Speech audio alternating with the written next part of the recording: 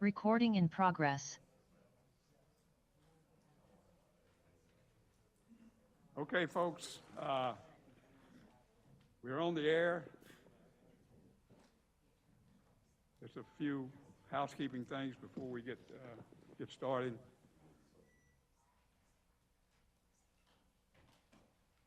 Everyone here, even if since the table's full, if you're sitting in the back, you still are welcome to make public comments or ask questions throughout the meeting. But if you do so, come to the table and someone will give you a microphone and a chair. That's for the people who don't have chairs at the table. This is a round table type meeting. Everyone here gets a chance to just simply raise your hand. You will be recognized. We do not have a 3-minute limit on your comments, although I have a soft gravel, and obviously we are out of here by 8 o'clock, and we will be out of here by 8 o'clock. So don't take a lot of time. Just say what you need to say, and we'll answer. We're on Zoom, and the Zoom people, welcome to all you as well. And you also have the opportunity to speak. Just raise your hand, and Molly here will take care of you and get you in line. The phones, please turn off your phones.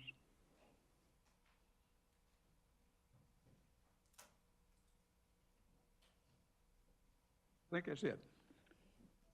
The first thing we like to do is just go around the room quickly, because we have such a big crowd today, and just introduce yourself and say, if you represent someone, just say Newton Cook, United Waterfowlers of Florida.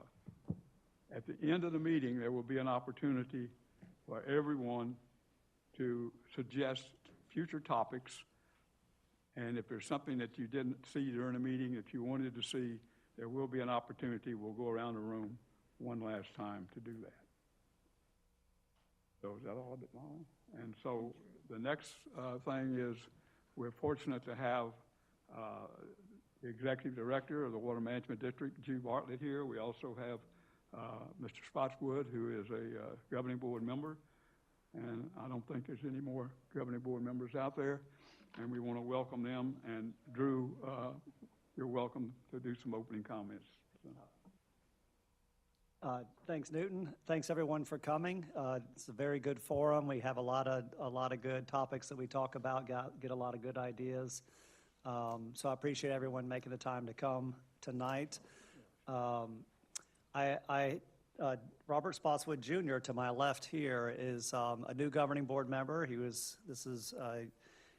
You've been in for two meetings, right? Governing board meetings, and I know that he's very active in outdoors activities and recreation forums, and so I invited him to come and meet this crowd and be a part and hear the discussion and really bring his expertise as a recreation enthusiast to the table. And so what I'd like to do is turn it over to you, Robert, to introduce yourself to the group, and you have to hold this button down to speak. Thanks, Drew, and thanks, Newt, for the invitation. It's nice to meet everybody. Appreciate y'all having me here. I'm from Key West, so my outdoor recreation in my backyard looks a little bit different. So really interested to spend some time with this group and learning more about what goes on between me and north side of the lake. And again, as Drew said, access to outdoor recreation is something that's certainly at the top of my priority list. So, appreciate all y'all being here and everything each of you do for the state of Florida and for continued access to recreation.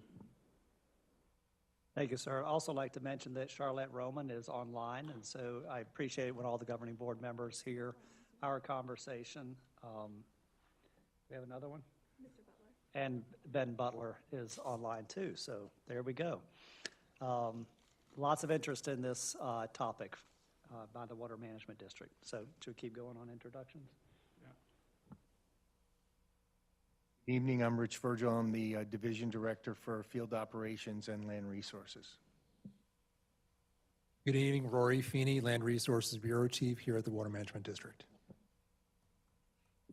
Hey y'all, Chloe Vorseth, economist at the Army Corps of Engineers, Jacksonville District. Hi, I'm Cece Simpson. I'm the PM for Sub-South Army Corps. I'm Tom Reinert. I'm the Regional Director for Florida Fish and Wildlife Conservation Commission. And Mr. Chairman, if I might take a second to, if Yvette will help me out, there we go. At our May Commission meeting in Ocala, the Fish and Wildlife Commission recognized Newton Cook with the Hunting Heritage Legacy Award. And this is a really nice, you can't see it that well there, but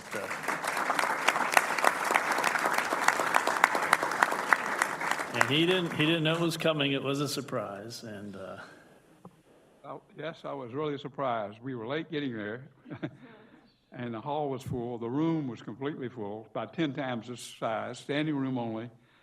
And we were directed to go upstairs to watch it on TV. And a young lady come up, and I was walking down the hall with 100 people. She says, "You're Mr. Cook?" And I said, "Yes." She says, "Well, I have a seat." And I'm thinking, well, that's awful nice. An old man like me, and the staff knows that I'm old and kind of can't walk very good. And she leads me, and we get into this giant meeting room full of people, standing room only. We go around the back. We go under all the TV tables. We go all the way up front to the staff seating, and there was this chair, and I never will forget that white bottom to the day I die. It was the only bottom of a chair you could see in that whole building, in the whole room. And she says, "There's your seat." So I sat there, dumb, what do I know? And so they start giving out the awards, and at the very end, of course, they gave this award to me, and I was totally surprised. And then the hard part is you got to stand up and do 2 minutes of thank you very muches somehow. So. Never had trouble. You can fill 3 minutes. I don't know what's. Well, I could do a 3-minute. I'm kind of got that locked in. But the fact of the matter is, it's a great honor, and it's much appreciated. And I don't think they give a lot of these out. I don't know. Not I hope. And I'll say what I said there. I've spent 20 years doing this. It's been one of the most wonderful experiences. But it's the people that you work with, a lot of them here tonight from the district and in KCFWC, just an incredible, from the check station lady sitting there at 4 o'clock in the morning, checking in a bunch of rowdy duck hunters, all the way up to the gentleman there in the center of that picture. There's so many good people, and that's been a blessing. Thank you very much, and we'll get off the high horse and take up. all right, thank you. James Erskine, FWC Everglades Coordinator, and congratulations, Newton. Daniel Watson, and just representing myself, member of the public. Mr. Bright, Florida Sportsman's Conservation Association and the Florida Airboat Association. And Newton, I want to congratulate you for getting the next generation here today. It's looking good. Some of us need to get out of here.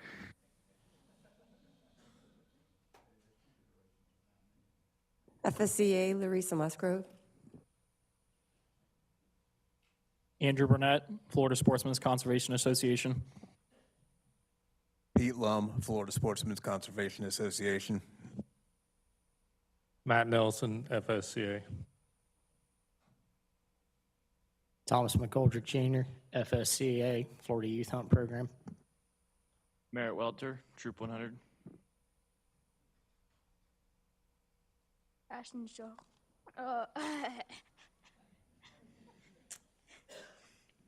Ashton Shaw, Troop 100. Tristan Shaw, Troop 100. Gabe Shaw, Troop 100.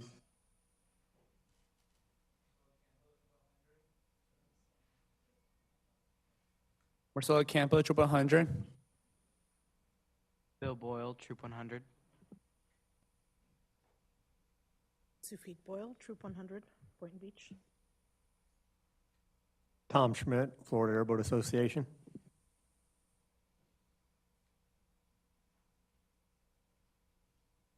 Carter Burris, Airboat Association of Florida and Florida Airboat Association. Dana Wyrock, KRVSA. Brad Wyrock, KRVSA, Florida Airboat Association.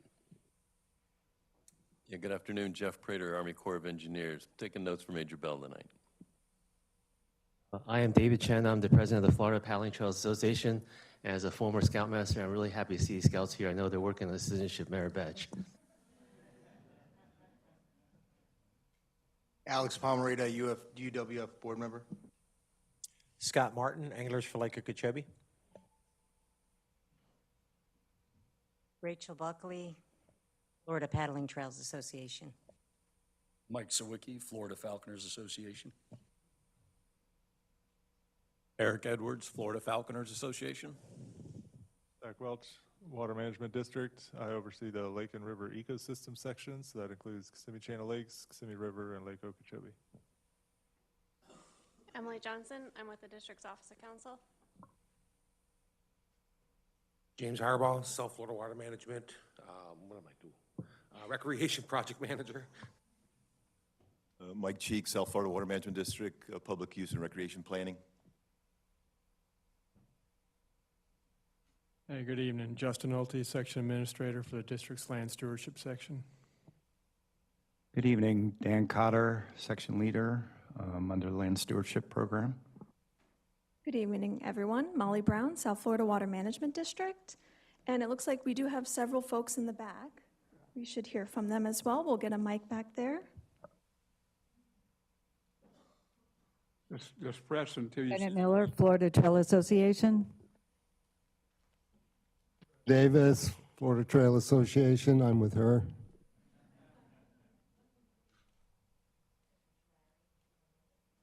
We didn't catch that. Patricia Larry, Troop 100. Rini Shaw, grandmother of 3 in Troop 100. Jordan Holiday, Florida chapter of the Sierra Club.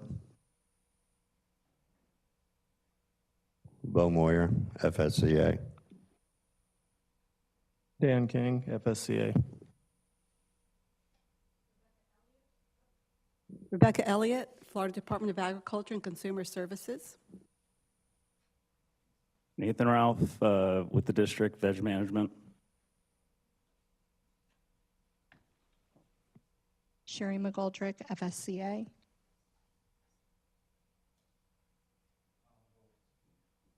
Tom McGoldrick Sr., FSCA.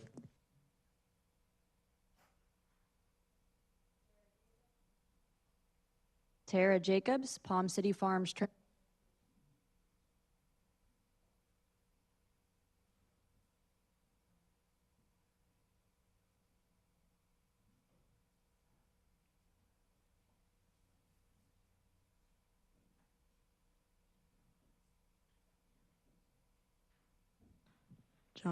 Jonathan Hazard, Troop 100.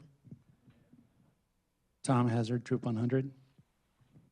Karina Ballman, the Airboat Association of Florida and the Gladesman Heritage Foundation. All right, folks, thank you. And that's it. We'll be at the end of the meeting, there'll be a quick runaround as well. Okay, let's start off with our first presentation, and it's an overview of Martin County Ecotourism Program. Emily Dark, Senior Program Manager, Martin County. This is coming virtually, so you'll have to watch the screen. And Molly, would you take care of that? Thank you.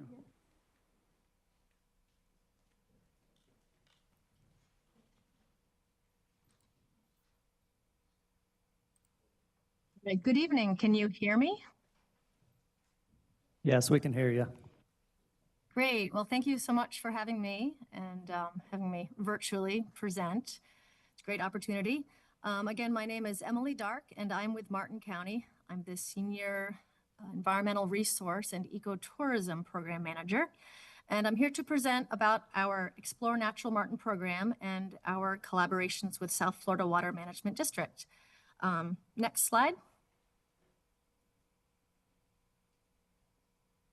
So first, I'll just tell you a little bit about our program. Explore Natural Martin was started 2 years ago on Earth Day, 2023.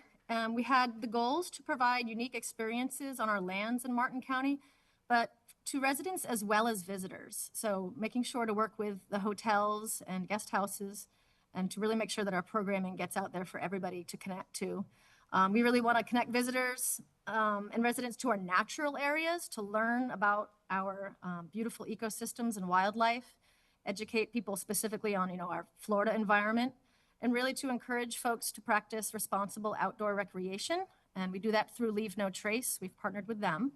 We also really want to inspire folks, connecting to our nature to also protect it and protect Florida's natural areas. Next slide. So how do we do this? Just a little overview, the different things we do. We do different but consistent year-round programming on our natural areas around Martin County. That would be guided hikes, guided walks, things like that. We also do tabling events at different programs around the year, which would be like outreach and volunteering. For example, the Treasure Coast Waterway Cleanup, Oceans Conservancy Day, Fire Fest at Jonathan Dickinson, things like that. Just making sure to get out there and share information. We also do youth education, a variety of different programs. We work at the libraries doing sea turtle programs. This picture is of a program that we did alongside the Hobe Sound Nature Center with summer camp and after school kids in Martin County. So we do a variety of different programs. Next slide. And these programs take place across Martin County, like I mentioned, and we focus on exploration, stewardship, education, and they're all free to everybody. And we do, organized registration that's required, and programs are offered. We try to do different times of the week, weekends as well, mornings, evenings. We try to really spice it up and make sure that, everybody can get to our programs. And again, we try to keep it fresh. We repeat some programs that are popular, but always try to think of new fun things. Next slide.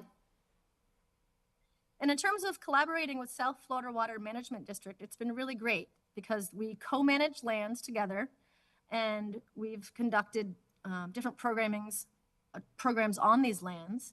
We've also helped develop new signs for different areas, like, for example, Alapata Flats. We made some educational signage and some new updated maps.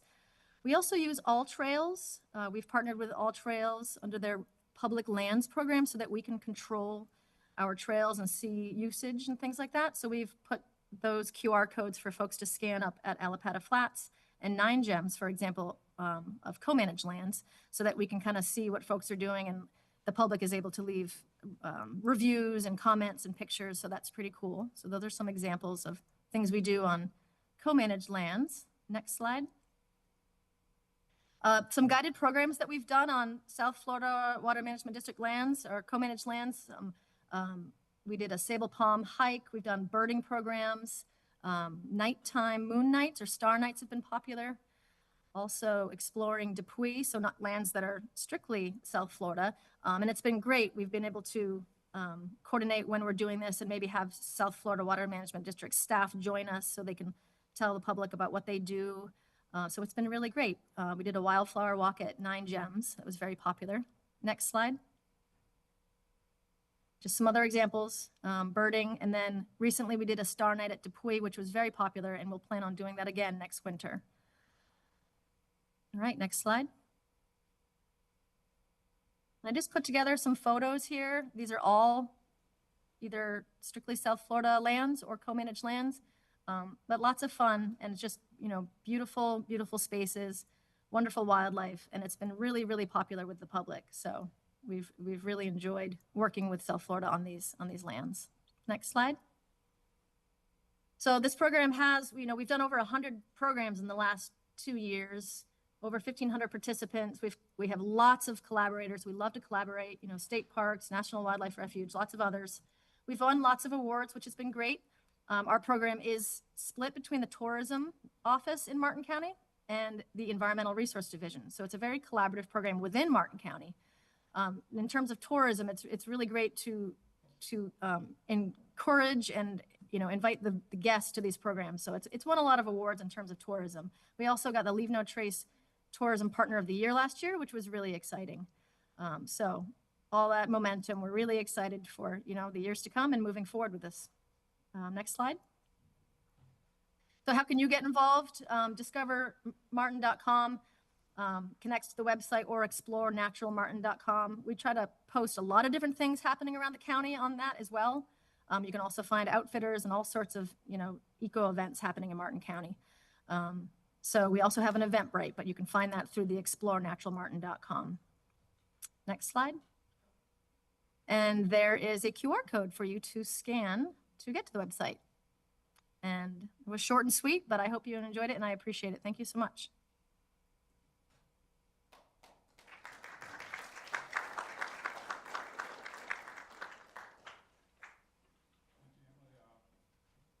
Thank you, Emily. I live right next door to Martin County in Tequesta, and I can tell you from all the wonderful experiences on the management areas and the county properties, Martin County is a leader in how to manage your natural lands. And although we always hate to see the bulldozers in any construction, the fact of the matter is Martin County does a wonderful job and very much appreciated.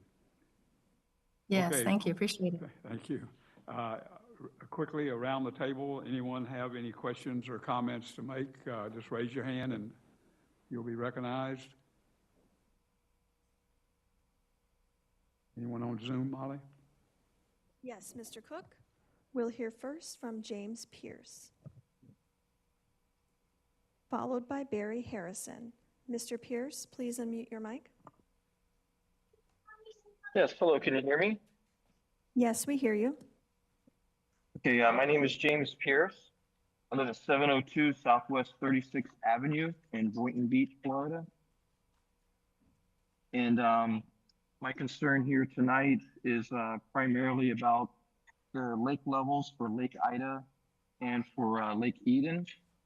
The Lake Ida water levels are coordinated between the Lake Worth Drainage District and the South Florida Water Management District, which is also known as Swift Mud. Under this joint operation, the Lake Worth Drainage District releases water from its E4 canal, which is interconnected with Lake Ida, and Swift Mud discharges water into the Atlantic Ocean via its C15 and C16 canals, which are also interconnected with Lake Ida and Lake Eden. I'm speaking here tonight on behalf of myself and multiple residents and neighbors that live on the lakes. I spoke with Miles Osborne at the Lake Worth Drainage District, and he was not aware that the lake levels were being lowered. He also told me that Lake Worth Drainage District is not responsible for lowering the levels of the lake, and he could not tell me who was responsible or how to get in touch with anyone. I just recently found out about this meeting, which is why I jumped on the Zoom instead of actually attending in person. The lake levels are dangerously low and the water continues to be moved out. So my questions are, can you please tell me why the lake levels are being lowered so drastically? Who is in charge of this operation? We are experiencing a drought, and right now the water level is 14 inches below normal and dropping. Okay, thank you very much. Although your question and your comment is not on this particular item, I have Roy's head shaking that he might be able to give you a brief answer at this time. So we will give you a few minutes here while he answers you, and you might ask that question or more at the end of the meeting. Thank you. Thank you, Newton. We did take some notes down, and we'll be getting back to you at a later time. Thank you. We'll hear next from Barry Harrison. Mr. Harrison, please unmute.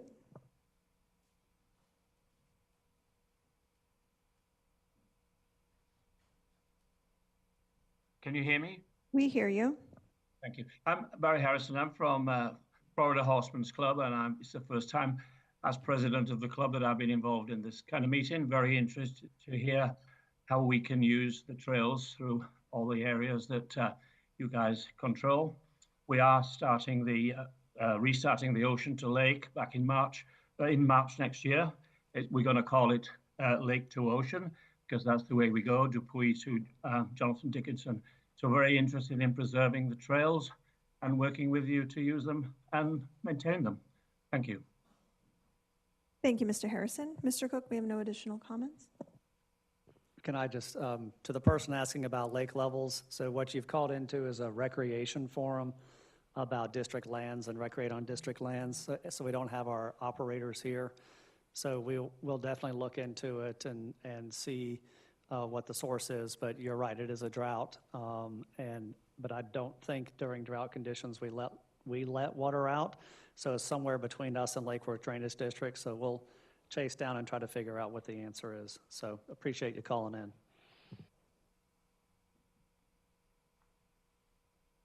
in. Anyone else on Zoom? No, Mr. Cook. Thank you, and thank you, Emily, very much. Appreciate it.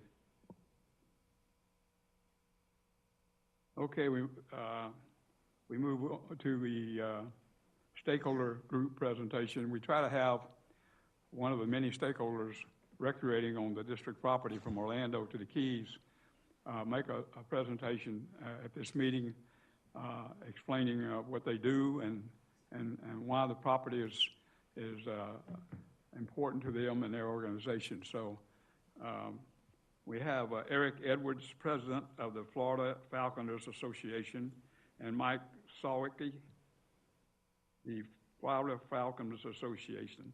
So welcome, gentlemen.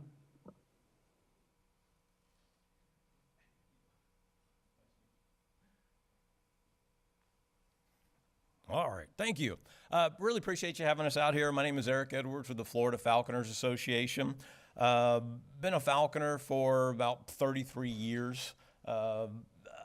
I've been in Florida probably for the last 25 years of that, so practiced falconry quite a bit here in the state.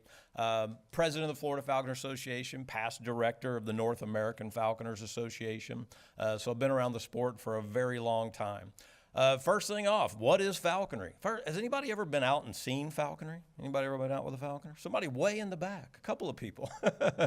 That's usually about it, about 2 people. Most of the time when I tell people I'm a falconer, they're like, what is a falconer?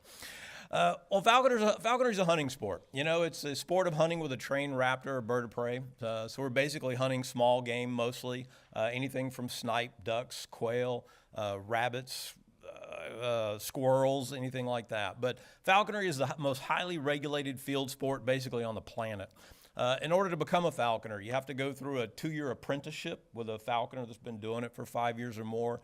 You have to pass a 100-question test administered by the Florida Fish and Wildlife Conservation Association. You've got to build facilities, have all those facilities inspected, certain equipment inspected. So it's quite a process. It's usually about a year-long process in order to get a falconry permit. Falconry's been around for a long time. You know, most people think it began probably in Egypt about 5,000 years ago. Shortly after that, it showed up in China through depictions. And basically, falconry originally was a form of getting food, you know, of going out and people feeding themselves, using trained birds of prey and raptors in order to do that. Falconers employ a lot of different types of birds of prey. Primarily, we focus on hawks and falcons. You know, hawks, just like you'd see out in the wild, red-tailed hawks are very popular birds that we hunt with. Pictured on the screen is a falconer with a red-tailed hawk, and then the gray bird is a goshawk, which aren't found in Florida, but a few falconers would practice. The Harris's hawk is probably one of the most common hawks that we use in the sport of falconry. Here seen chasing some rabbits. So Harris hawks would hunt things ground quarry, things like rabbits, squirrels, mice, rats, things that they do naturally out there in the wild. Falcons are another type of bird of prey that we hunt with. Falcons are primarily aerial, you know, so they're hunting birds. You know, falcons would hunt anything like quail.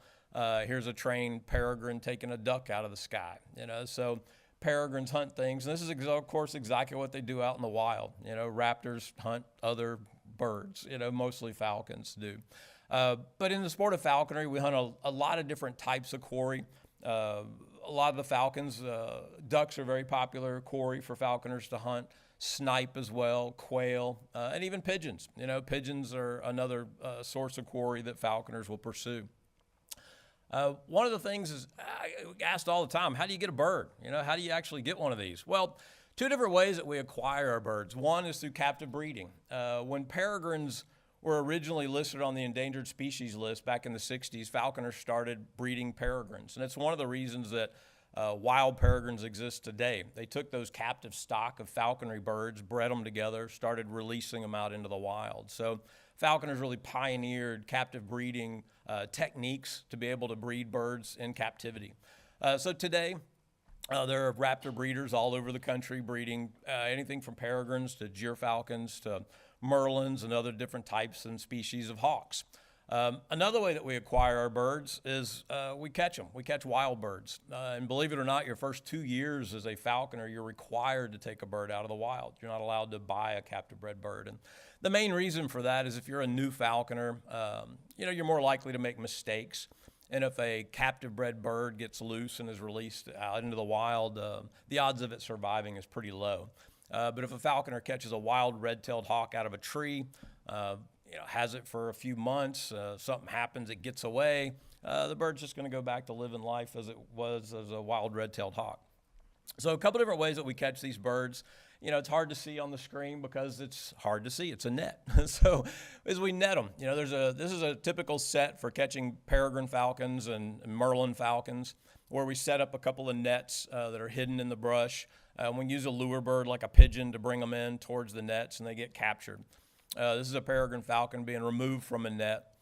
This is a little male peregrine. But, so this is one of the ways that we catch the birds. This is another trap called a bow net. These are typically employed in beach settings.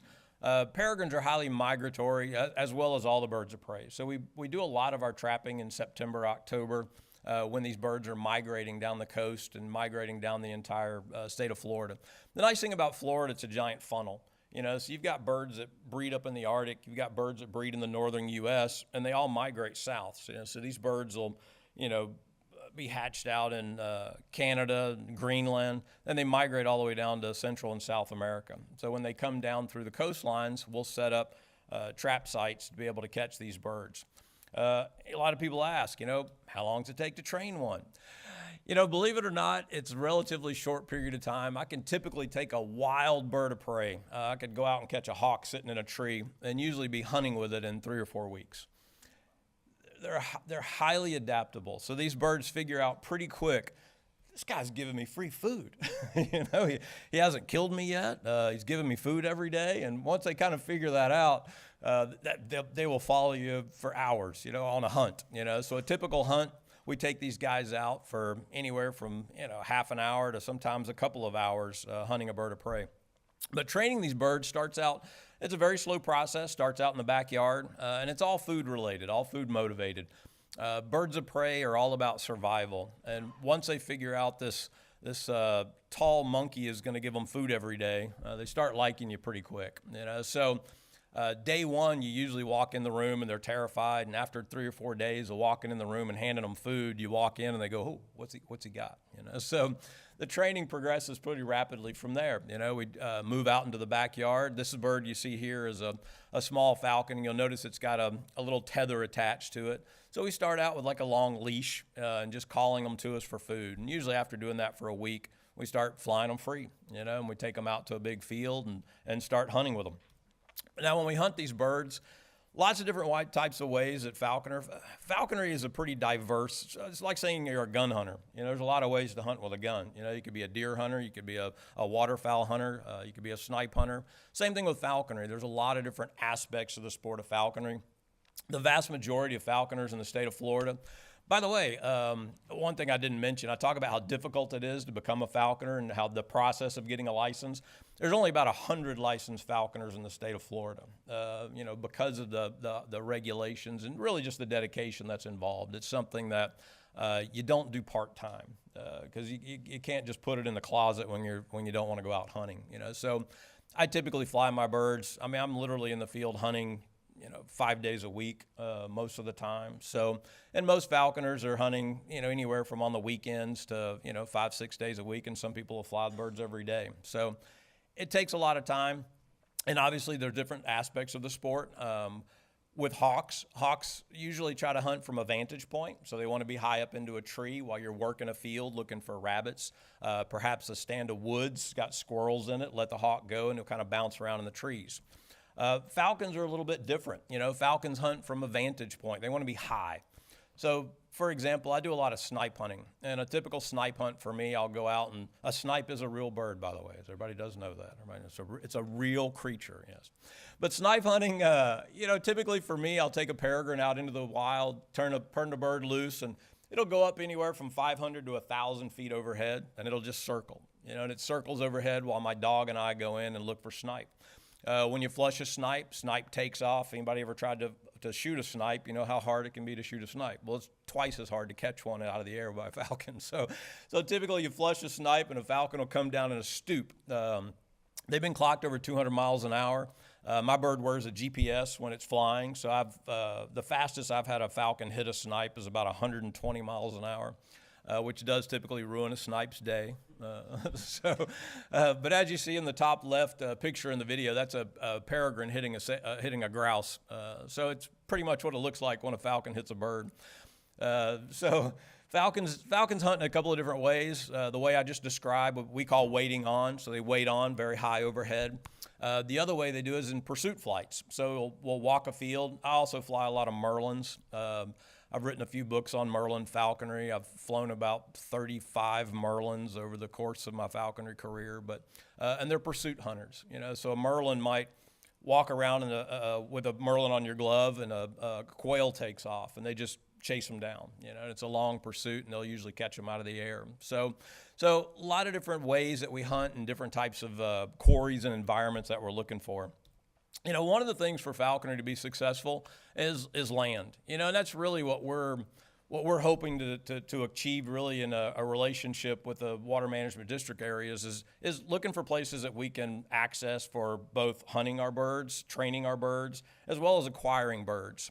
We've worked with FWC over the years to open up wildlife management areas for falconry, and one typical TM Goodwin's a place that I hunt quite a bit, and the nice thing about that area is anytime it's open to the public, it's open for falconry. So we can kind of go in there at different times other than gun hunters, because unfortunately we don't intermix very well with gun hunters, because a falcon is very happy to go and chase a downed duck or a downed snipe that some gun hunter has just shot, and most gun hunters don't appreciate that. So it can be kind of dangerous for the falcons when we're commingling with gun hunters. So really that's what we're hoping, is to start a conversation and look for some more areas where our practitioners and our members can really get out and spend time with their birds, and either hunting or training or anything like that. Happy to answer any questions. Anybody have questions about falconry, the sport, or anything I can answer for you? Thank you very much. Okay, folks, opportunity to ask questions, starting on the left. Yes, sir. Have you been able to train a bird to catch an iguana? So believe it or not, there are plenty of falconers that do not intentionally catch iguanas, but yeah, there's a guy down in Miami area who hunts a lot of squirrels with a red-tailed hawk, and he sends me a video one day of his bird on a big full-grown adult iguana, and he was terrified. He calls me in the middle of it. What do I do? I was like, get a hold of it somehow. You gotta kill this thing. But yeah, it took his bird for a bit of a ride. But they're pretty dangerous. I mean, the big ones. But yeah, they will go after them. Believe it. So I know quite a few falconers who've had their birds attack iguanas, and not intentionally. It's a scary thing. And that's the problem with some quarry. It's dangerous for the bird. I mean, the bird gets bitten and trying to subdue a big iguana like that. But smaller ones might be a little more appropriate. But yeah, there's some things that are dangerous for our birds. It's dangerous enough out there, believe me, with all the bald eagles we have flying around. So. Well, I would say from Fish and Wildlife perspective, I would encourage you to train them to yes, catch iguanas. Please, yes. Well, please. We may have to get a hold of some eagles. Maybe we get some golden eagles. We can go out and do a little iguana hunting with some golden eagles. They'd probably do the job a little better, but that's awesome. Okay, just keep moving around. Eric, I wanted to say that was a very cool presentation, very interesting. I learned more about falconry in 15 minutes today than I have in about 39 years. So it looks like you said, you have to be really dedicated, and it's a lot of stuff that I didn't know about it. And maybe if you could get these guys trained to spot a decent buck and just circle. We'll talk after the good meeting. idea. Good. I just like a pointing falcon to point some bucks for you. Yeah, it's good one. Yeah. That would be a good trick. Moving on down the line. You young men back there, have any questions for the gentleman? Moving on around. Hand in the back. All right. Okay, young man. Get him a just microphone. Step forward there and get a microphone. Or yell really loud.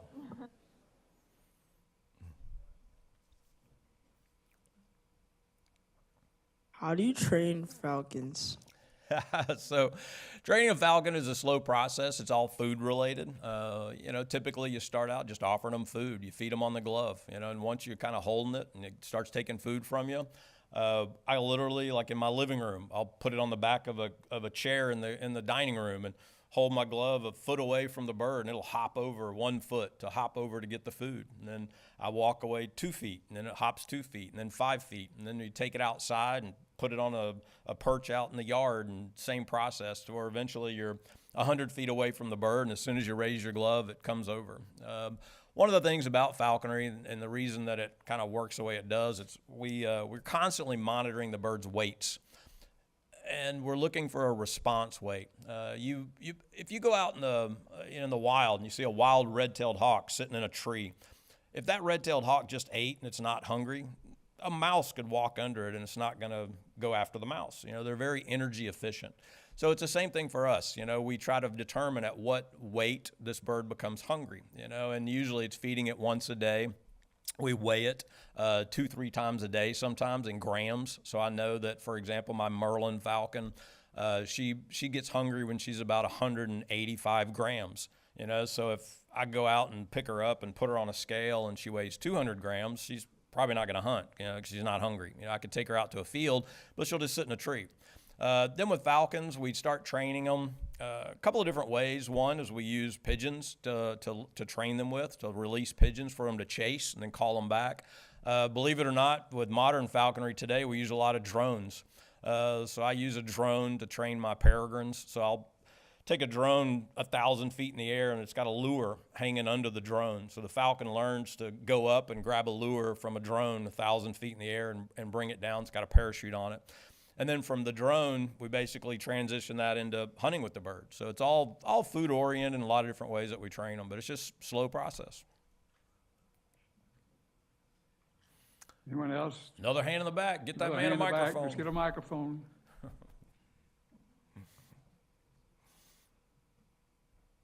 So, roughly how much land is required to train a falcon or any hunt? Man, that is an excellent question. Excellent question. Exactly. A lot. As much as you've got. So it really depends on the quarry that you're hunting. A small stand of woods the size of this room that's got 10 squirrels in it would be great, but it depends on the bird. Falcons require a lot of land, hundreds of acres of open land, and there's several different reasons for some of this. One, falcons are very rangy. The ranch that I typically hunt on is about 4,000 acres. And he'll cover half of that in some of his hunts, just going after snipe and chasing doves and things like that. But for different types of birds, the wider open, the better. There's also a safety concern. When we hunt small falcons, for example, I fly a Merlin falcon, which is only about 200 grams. She's very small. And when I hunt her near the edges of woods, she's in far more danger of having other raptors. For example, just last year, she was taken out of the air by a Cooper's hawk, a different type of a hawk that chases raptors.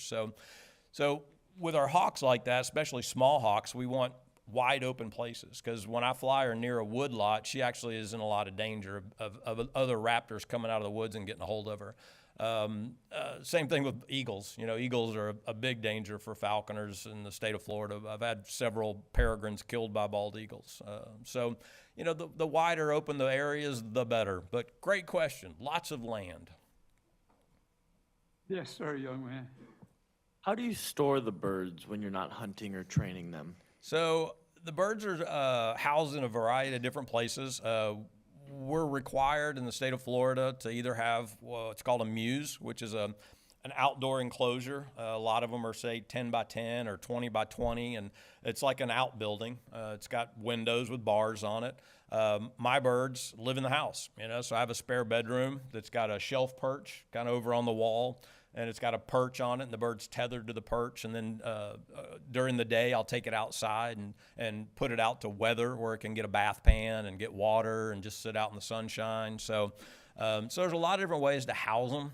We don't put them in cages, really, because they'll beat up their feathers. Especially falcons have very brittle feathers. They're very stiff. So they need to be in an open area where they can't hit their wings on anything. So either in an outdoor facility or just in the house. And some people in Florida will have what we call a weathering area, which would be like a dog pen, basically. A lot of people will use a chain link dog pen, 20 by 20, and have a perch sitting in the middle of it with a little bit of a cover over the top of it so it can get out of the weather and get out of the rain. But just because Florida, the climate is such that you could keep a red-tailed hawk outside all year round, it'd be just fine.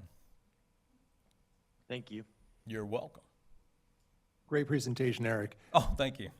So yeah, reach out to our land management department for any potential opportunities. We've acquired additional lands over the last few years that may open up to public small game hunting, which there could be an opportunity for falconry there as well. That would be awesome, and just, the nice thing about falconry is there's no projectiles, no guns, the safety issue is zero. So the nice thing about it is, looking for places where we don't interact with gun hunters, obviously, when we can. It's a nice part. Hey, Eric. When is the season? Do you have your own season, or is it in small games? Great question. So falconry, it's mostly in small games hunting seasons, except falconers get extended seasons. Like our duck season is a full 108 days. So we get a longer season than gun hunters do. We have smaller bag limits, but we have longer seasons. For some quarry, rabbits, I believe it is, year-round for falconry, so we can hunt rabbits year-round. A few things like that. We also have, when we're flying invasives, for example, pigeons, so we can fly pigeons year-round. But for most small game like snipe is exactly the same as a gun hunting snipe season. So we do have seasons, and depending upon the quarry itself, but if we're hunting things like starlings, house sparrows, for example, pigeons, we can hunt them year-round. But no falconer wants to be out in the field in August and July, flying falcons, So we typically are flying in the wintertime, just like most hunters would. So we usually start up in September and usually end in March when it just gets too hot and the tarpons start rolling, and I got to go chase tarpon. Yes, sir, go ahead. Is it difficult to, keep a falcon healthy? So their biggest dangers to a falcon is themselves. The bird, like I mentioned, that got grabbed by the Cooper's hawk is one of the dangers.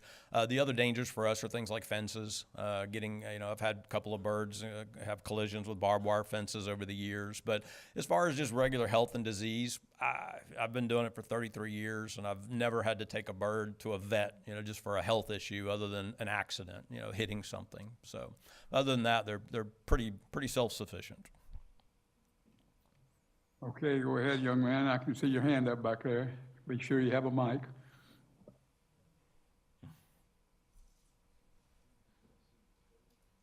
How old do you have to be?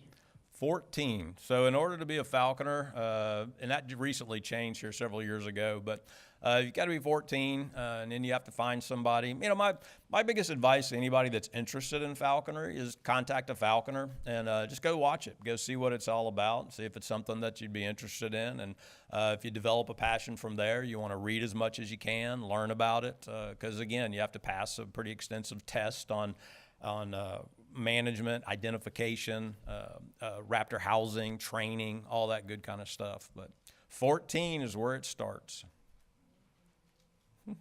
Okay, Molly, do we have anyone on Zoom? We have none, Mr. Cook. Okay, go ahead. First and foremost, we're not trying to bag on gun hunters in any way and don't want to be perceived as doing so. I am a gun hunter myself. I think what we're just trying to look for is where we don't have that interaction, and that's two ways around. You know, first of all, unfortunately, there are gun hunters that think the only good hawk is a dead hawk, and as Eric said, if they're going for down game, it can cause a problem there too. And just our presence being out there, we don't want to cause conflicts with somebody that's still hunting or something like that, where falconry really doesn't interrupt other recreational uses, and other recreational uses are unlikely to disrupt the practice of falconry. So, you know, I think that's we're looking for these expansions into areas where I think all of us will be happier to. I mean, I do appreciate the access to the WMAs, and I use them a lot. I do falconry and gun hunting on public land a lot, and I'm very appreciative of FWC. They're very good to work with on rulemaking, and I think have very sensible rules in the state. So. Thank you, thank you. Still no one on? That's correct. No hands raised. You know, Hey, Newton, can I make one comment on it? Matt Nelson, FSCA. As I think Danny Watson said, I appreciate your presentation. This is by far the most I've learned about falconry in my life. But one of the main objectives of our club is promoting and preserving traditional means of recreation and sporting access and whatnot. So I applaud your efforts. And we have an event in the first Saturday of every February called Outdoor Youth Day, where we introduce kids. We have around 1,500 kids that come in, introduce them to every shooting sport, fishing, canoeing. They ride airboats, buggies, and whatnot. And I think this would be a great thing for us to team up with if we could get you out there for the day. I mean, just the interest that these young men showed, you know, it looks like you'd probably have your hands full all day. So I'll try to meet up with you at the end tonight, but I'd like to welcome you to that. Absolutely, and I appreciate it. As long as I can ride on an airboat and a buggy, I can bring. Absolutely, I'll take you for a ride myself. No, that's awesome, and you know, falconers, believe me, I think most every falconer in the state's pretty good about going and doing educational talks at schools and events and all those sort of things, and we all enjoy it. I mean, that's, you know, part of what we do is environmental education as well. You know, we like to teach people about the birds, about the positive things that the birds provide environmentally. So most falconers are usually very welcome, and we can bring some birds. Yeah, cool.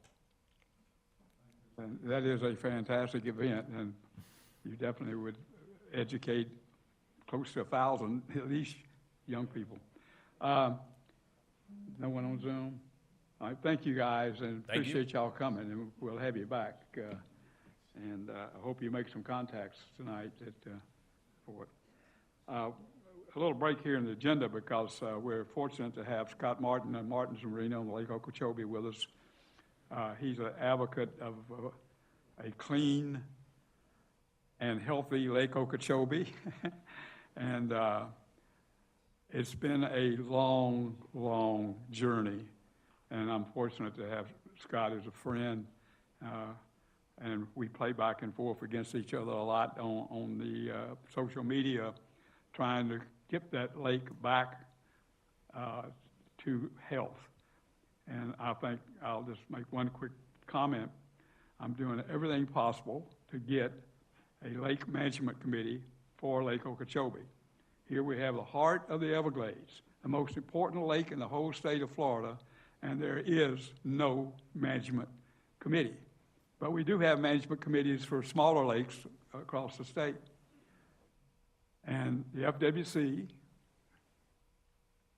Corps of Engineers, the Water Management District, between the three are joined together, need to put this thing together to meet 2 or 3 times a year and report each one of them on their current situation on Lake Okeechobee and where they're trying to go. Back in the day when the hurricanes destroyed the lake, the Water Management District set up a fantastic group of people. I was fortunate enough to sit next to Ted Guy. And if you don't know who Ted Guy is, he's in Martin County, and it's an incredible environmentalist. And this was, I'm talking 23 years ago. So we need that committee bad. And I'm lobbying hard for it. I've had some real good comments from people. And I don't care who runs it. I don't care if it's 3 people. Agencies are all co-chair. I don't care how it's done. But Lake Okeechobee has been ignored for 20 years, and you can tell it when you're out there. So Scott, thank you. And would you just give us an update on where we are? Thank you, Newton. I have to say, I echo everything you say right there. Thank you very much for all that. You also sat beside my mother for all those years as well, sitting right here in this room talking about Lake Okeechobee. And she's fought her whole life for the health of Lake Okeechobee. So I'm here representing Lake Okeechobee and her at the same time. I have to give my hats off to the board, Drew and Robert and just everybody, Dan, Charlotte, everybody at the board has just really stepped up to the plate and allowed us to really speak about Lake Okeechobee freely. The Corps of Engineers have stepped up as well. Appreciate that. The governor is showing some interest. But, you know, I've got some encouraging things to talk about the lake, and I've also got some things that I'm a little concerned about. But let's first talk about some encouraging things. Right now, we're at 10.99 today. I check it every day. And I don't think we got much rain today in the lake. I bet tomorrow to be about 10.95, if I had to guess. What does that mean? Well, we're at that level now where we could see some SAV growth come back to Lake Okeechobee. For all of y'all that are familiar with Lake Okeechobee, some of the airboat guys over there have been on the lake many years. We used to have 40 to 50,000 acres of submerged vegetation on Lake Okeechobee. And you say, well, how is that important? That's the gigantic filter in the lake that cleans the water every day for free. We don't have to pump it in and out. It just freely cleans the water. Fast forward to today, we have FWC here. I don't think they'll argue with me by saying this, but we virtually have zero. 100 acres, 500 acres, probably less than that. I would say zero. That's where we're at with SAV. So that means we have no filter in the lake. You take the pool filter out of your pool at home, it's going to turn green and nasty, and I don't care what you do to it. You can pray over it. You can walk around it. You can raise money. You can do all the things you want to do, and it's never going to clear up until you put the filter back in the lake or in your pool. And it's the same with Lake Okeechobee. So we have to get that base back. And again, going back to our current water levels right now, we're at basically 11 feet. I expect it to go down just a little bit more, and I'm hopeful that we'll stay below that 13-foot envelope for the next 60 to 90 days. 90 days is a stretch, to be honest with you. We got hurricane season right upon us. So we're going to gain some water in the lake. Hopefully we dodge a few storms this year, and the lake can come out of rainy season around 14 and a half, 15 feet. That would be fantastic, because then we would drop back down to that 11-foot range come into dry season. We'll have a growing period throughout that event there. The encouraging thing also is we sat in these meetings for years and we talked about the sludge in Lake Okeechobee. We talked about the bubbly sludge and again, talking to the airboaters and the people that fished on Lake Okeechobee, when you used to pull into these littoral zones or some of the estuaries, you'd stop your boat and bubbles would come up, and you'd stick your rod tip down in the water and you would have sediment on your rod. And so all that sediment would stir into the water when the wind would blow and muddy up the water more and release more toxins and different things. A lot of that, miraculously, and we talked about this, this was the thing, going back, is that we would always say, how can we get all that sludge out of the lake? That's a very big project. We got to get the lake low. We got to have millions and millions of dollars. We got to put tractors out there. We got to do all this work on Lake Okeechobee just to get the sludge out. Then let's worry about the SAV. The sludge has disappeared in a lot of places, miraculously. And the reason for that, the only good thing about high water is it washed a lot of it away. I don't know where exactly it went, but it's not in the littoral zones right now. I had Robert out on the lake not too long ago, and we looked down in the water. What did you see, Robert? Lots of sand, shells, a lot of clams. I've spent a lot of time walking around in Lake Okeechobee recently, doing a lot of research on the lake, seeing where the SAVs can come back, checking bottoms. And I have yet to stand in 1 centimeter of sludge. We're back to our original lake bottom in many, many of the places. Now, there's still some pockets of sludge in places where it hasn't cleaned out. But the vast majority of the historical places we had SAV is back to the original lake bottom. One of the other things that is encouraging, and something that I just noticed recently, is the return of shrimp grass, which shrimp grass is an algae grass that grows on the bottom of the lake that allows the sediment to stay kind of contained underneath that grass. It's a good filtration as well. So when the wind blows, it doesn't stir up the bottom. That's usually the first step. When we used to see a resurgence of SAV, we would see the shrimp grass return. And when I'm talking about shrimp grass, this stuff's growing 2 miles out in the lake right now in a lot of places. I just spent the weekend on Lake Okeechobee fishing in a tournament. I literally was 3 miles out in the middle of the lake, and in 5 feet of water, I could look down and see the bottom. Clams and shells and hard sand bottom. Bluegill beds as far as you can see. So the ecology of the lake right now is in a great place. And I'm encouraged about it. I'm hopeful that we can get some SAV to come back. I have yet to see any eelgrass, hydrilla, or peppergrass return yet. I've seen spiny naiad in a lot of places, which is another type of grass that shows up. It's a little more seasonal, but I'm hopeful. I'm hopeful. You know, we talk about creating an agency for Lake Okeechobee, but it's a lot of missed opportunities that we keep passing on here. You know, and I challenge the board, I challenge the Corps of Engineers, and I challenge the governor. Let's get proactive on Lake Okeechobee. There's hundreds of millions of dollars allocated to the East Coast, the West Coast, north of the lake, and south of the lake. Billions of dollars, really. And I don't think we have a whole lot in Lake Okeechobee allocated. Did you shake your head? No. I was talking to Zach, and they were talking about some projects they did on the lake this year, and not to sound awful, but it was laughable. He said, we put 1,000 eelgrass out. I said, 1,000 acres? He said, no, 1,000 plants. I was like, can I give you like $100? Can we do some more? You know, it's like, why aren't we proactively out on Lake Okeechobee planting SAV? Why aren't we proactively doing work and projects on the lake? And it's because we don't have a budget. And so I just challenge everyone here that we need a budget for Lake Okeechobee needs its own budget. I mean, even if it just took a portion of a little bit of the budget on the East Coast, a little bit of the budget on the West Coast, because Lake Okeechobee affects all of it. We need a budget for Lake Okeechobee to do these projects. So I'm hopeful that we're going to get some rebound on some things. I'm hopeful we can take advantage of these low water times, you know, in the future. I'm hopeful that we dodge some storms this year. And that being said, a lot of people enjoyed the lake this year with the water being low. The water was clear. We had a lot of people from South Carolina coming down and enjoying the lake. People were out walking around waiting on the lake. They had a lot of airboats out on the lake with their umbrellas, bluegill fishing. This is just like it used to be back in the 80s and the 90s. Y'all remember, but we haven't had that in so long because, unfortunately, we've had such high water. But I'm hopeful, again, that we can come out of this and learn a lot and get some vegetation going back in the lake. So I hope a couple of y'all have some questions about the lake. I'd love to answer those as well. Thank you. Okay, we can take a few questions for Scott. And I just want to say thank you, Colonel Hoffman, for helping us get off to a good start this year by taking water out of the lake in January instead of it run up to 16 feet like it has been since Irma, I guess. And thank you, Corps of Engineers. Okay, any questions for Scott? Okay, Bishop. I just want to say I've been fishing that lake all my life. I'm 60 years old. And it's been a long time since I've enjoyed the fishing that I've had this year.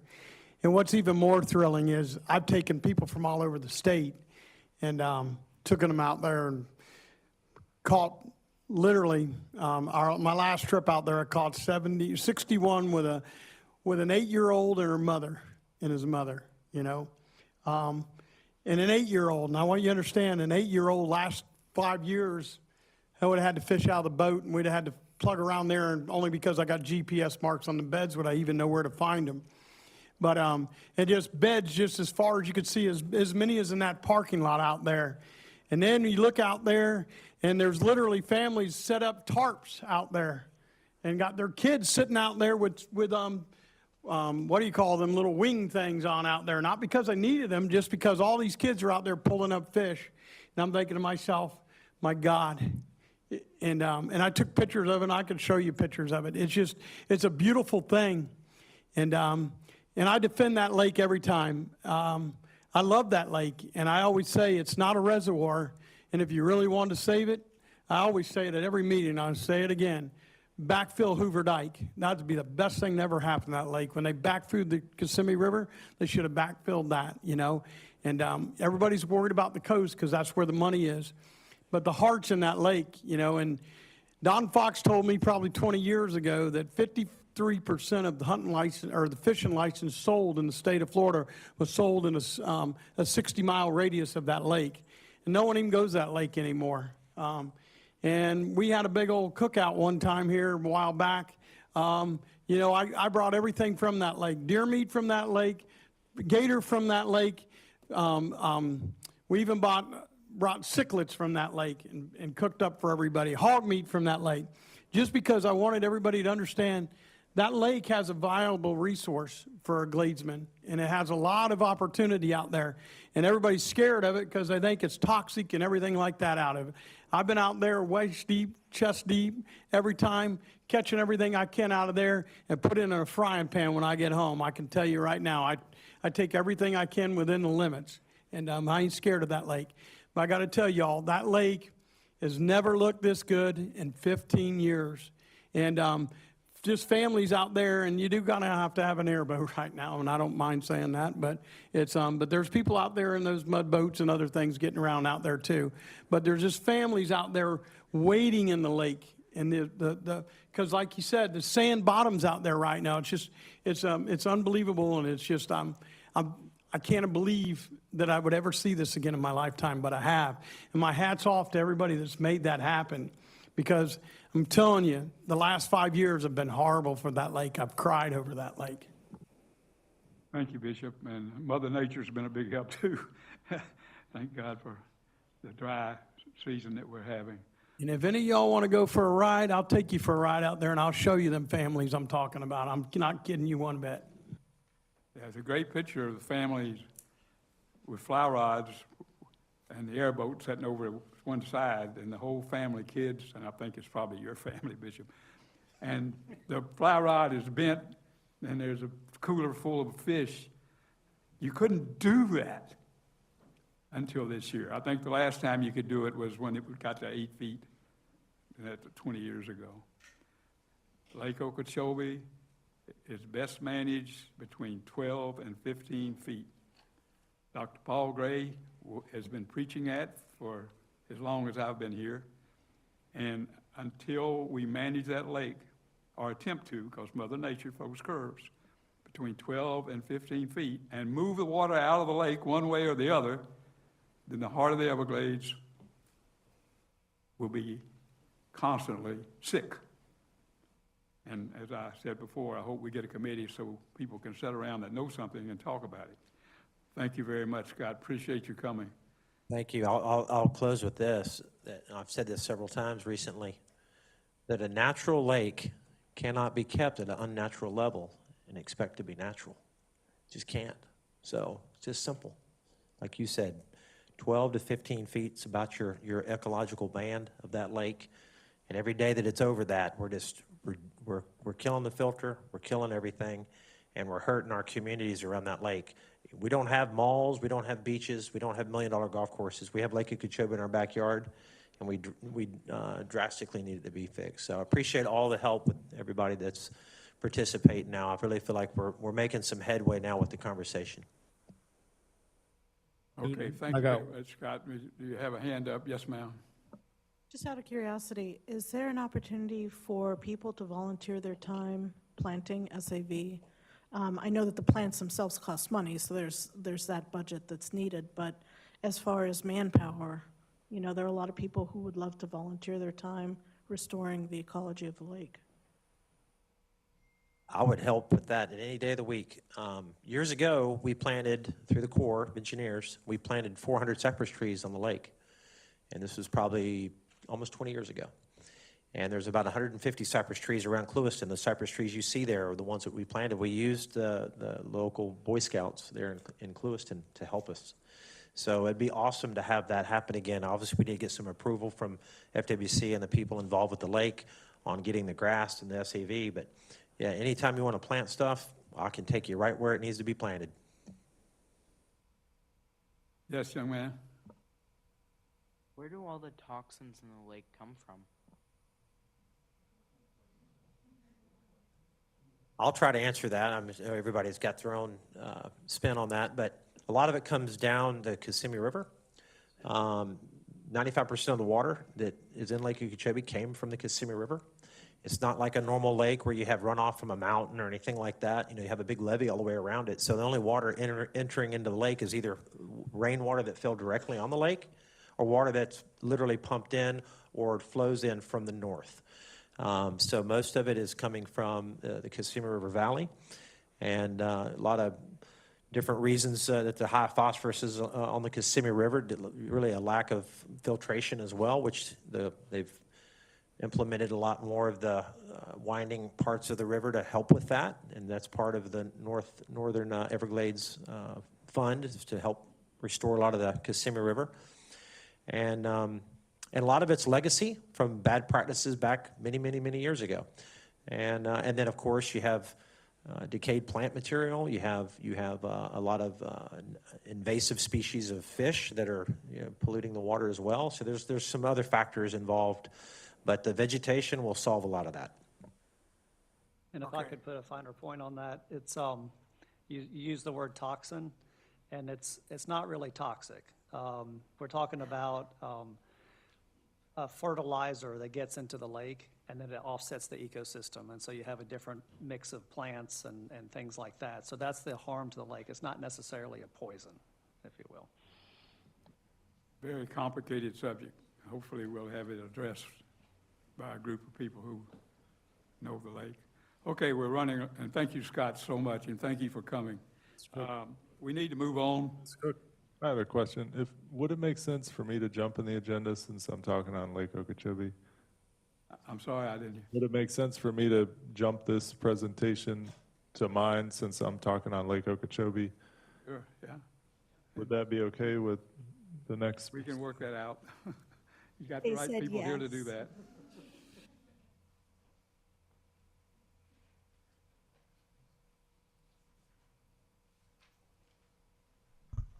Since Scott did so much of the work for me, given a background on the lake and all the issues and things, Newton also mentioned that some of the comments in this forum can ask for topics to come up and be talked on. And so this is actually something Dan Cotter presented last year, and I'm giving an update on. It's a project that has a lot to do with the plants that Scott was talking about. There's not many out there. And as you heard from everybody about how great it is when the lake levels are low, that improves light penetration, that helps the plants grow. It also keeps a lot of the muddy water offshore, keeps it clearer on the inshore, so there's kind of a double whammy there. But what we can't always lower the lake, and we had a lot of help this year having La Nina conditions making the dry season extra dry. So we need a project that will help to clear up water in the SAV zones without having to lower the lake stage. And so we've talked about a few things over the years, usually having to do with large concrete devices that you would put out, like a riprap or a wave barrier. And the idea being that that would help clear up, slow down water and let it settle out some of its sediments, and then you'd have clearer conditions behind that. The Lake Okeechobee turbidity, the stuff in the water, is made up of a lot of different things. So I thought the first step, we need to see if we can clear up the water even with something as simple as these turbidity curtains, these silt screens. And these are the things that you put in a project when you do construction. You put them in the canal, you try and keep the dirty water from going into the rest of the water. And if we can't clear up the water with one of these, then concrete barriers is going to be even more difficult. So I just want to give an update on this. If you haven't seen them before, these yellow barriers, they float on the top. They have a screen, like a vinyl impermeable barrier that goes underneath the water column, and it kind of slows water movement down and keeps things from getting through it to some extent. And you can see from the picture, the water inside is a little smoother looking than the water outside. And then we have two of these locations on the Indian Prairie shoreline, South Curtin and North Curtin, in between Indian Prairie Canal and Kings Bar. Okay, so kind of explained why we're doing these.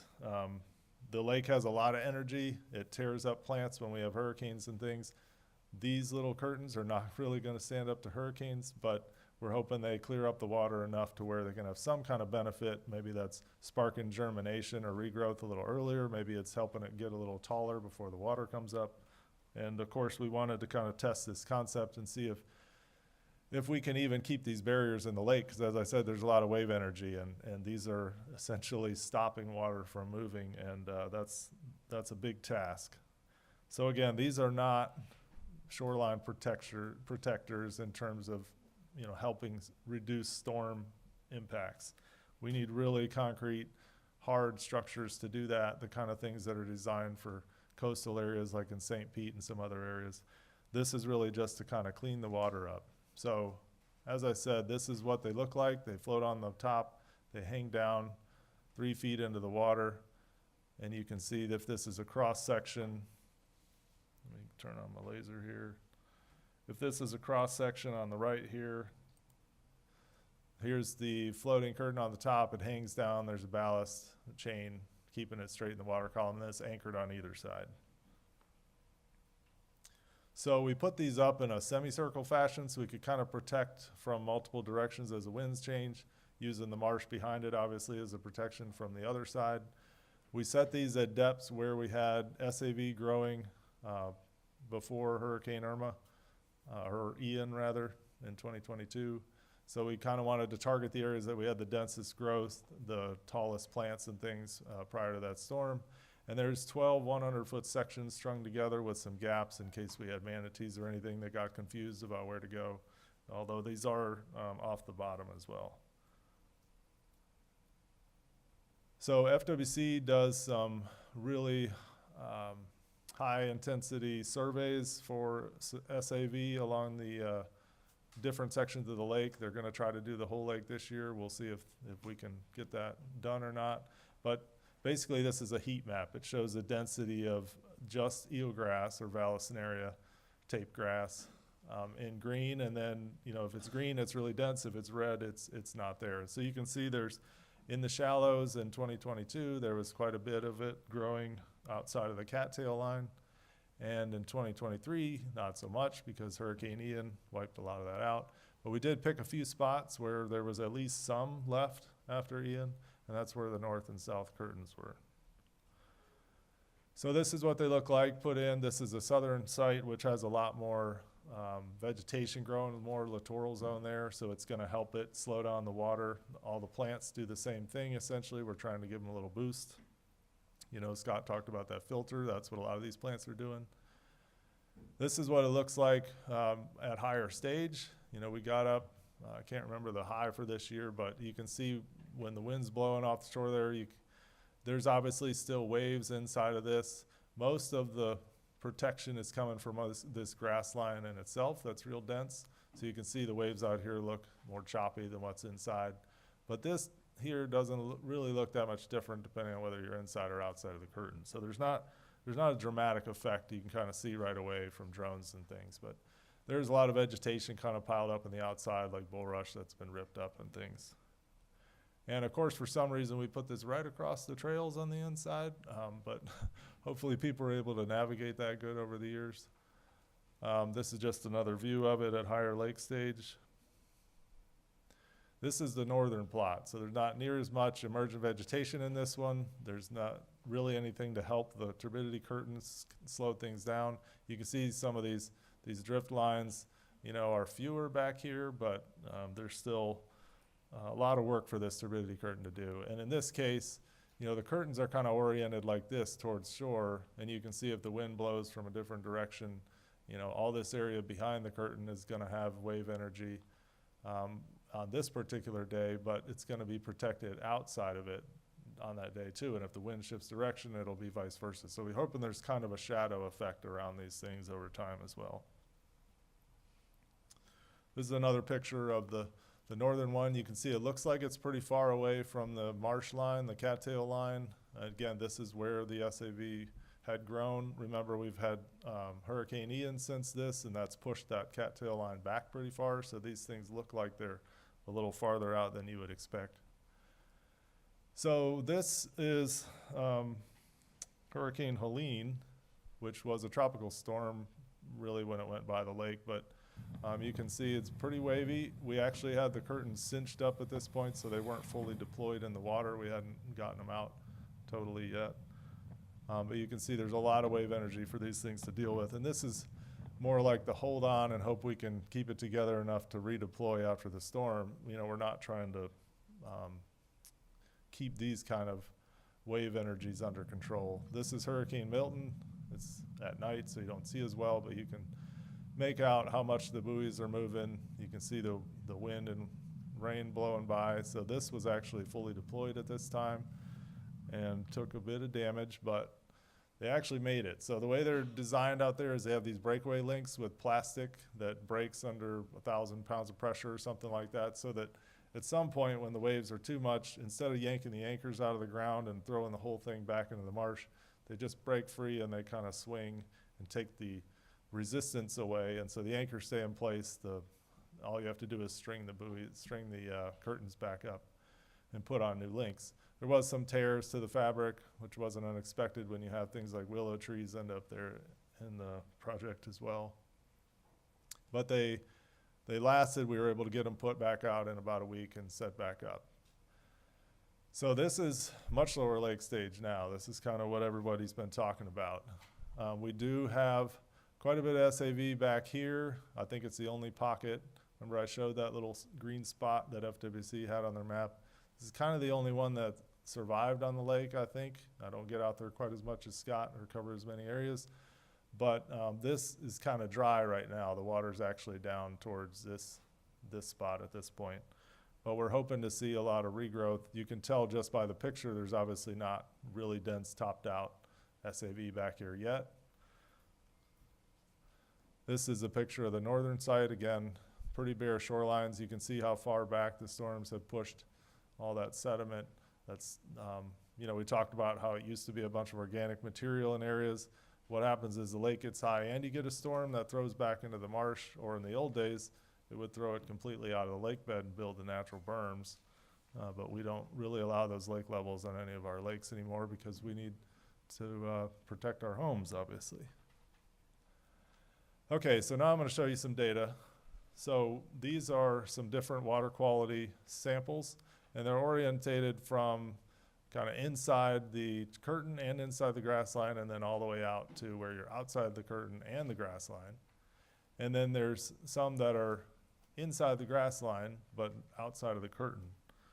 And so I'll show you these, some data 1 through 5. Basically, I'll show you from site 1, which is way inside in the shallows and in the protected areas, versus 5, which is exposed. And then also some averages of all of them inside the curtain and all of them outside the curtain.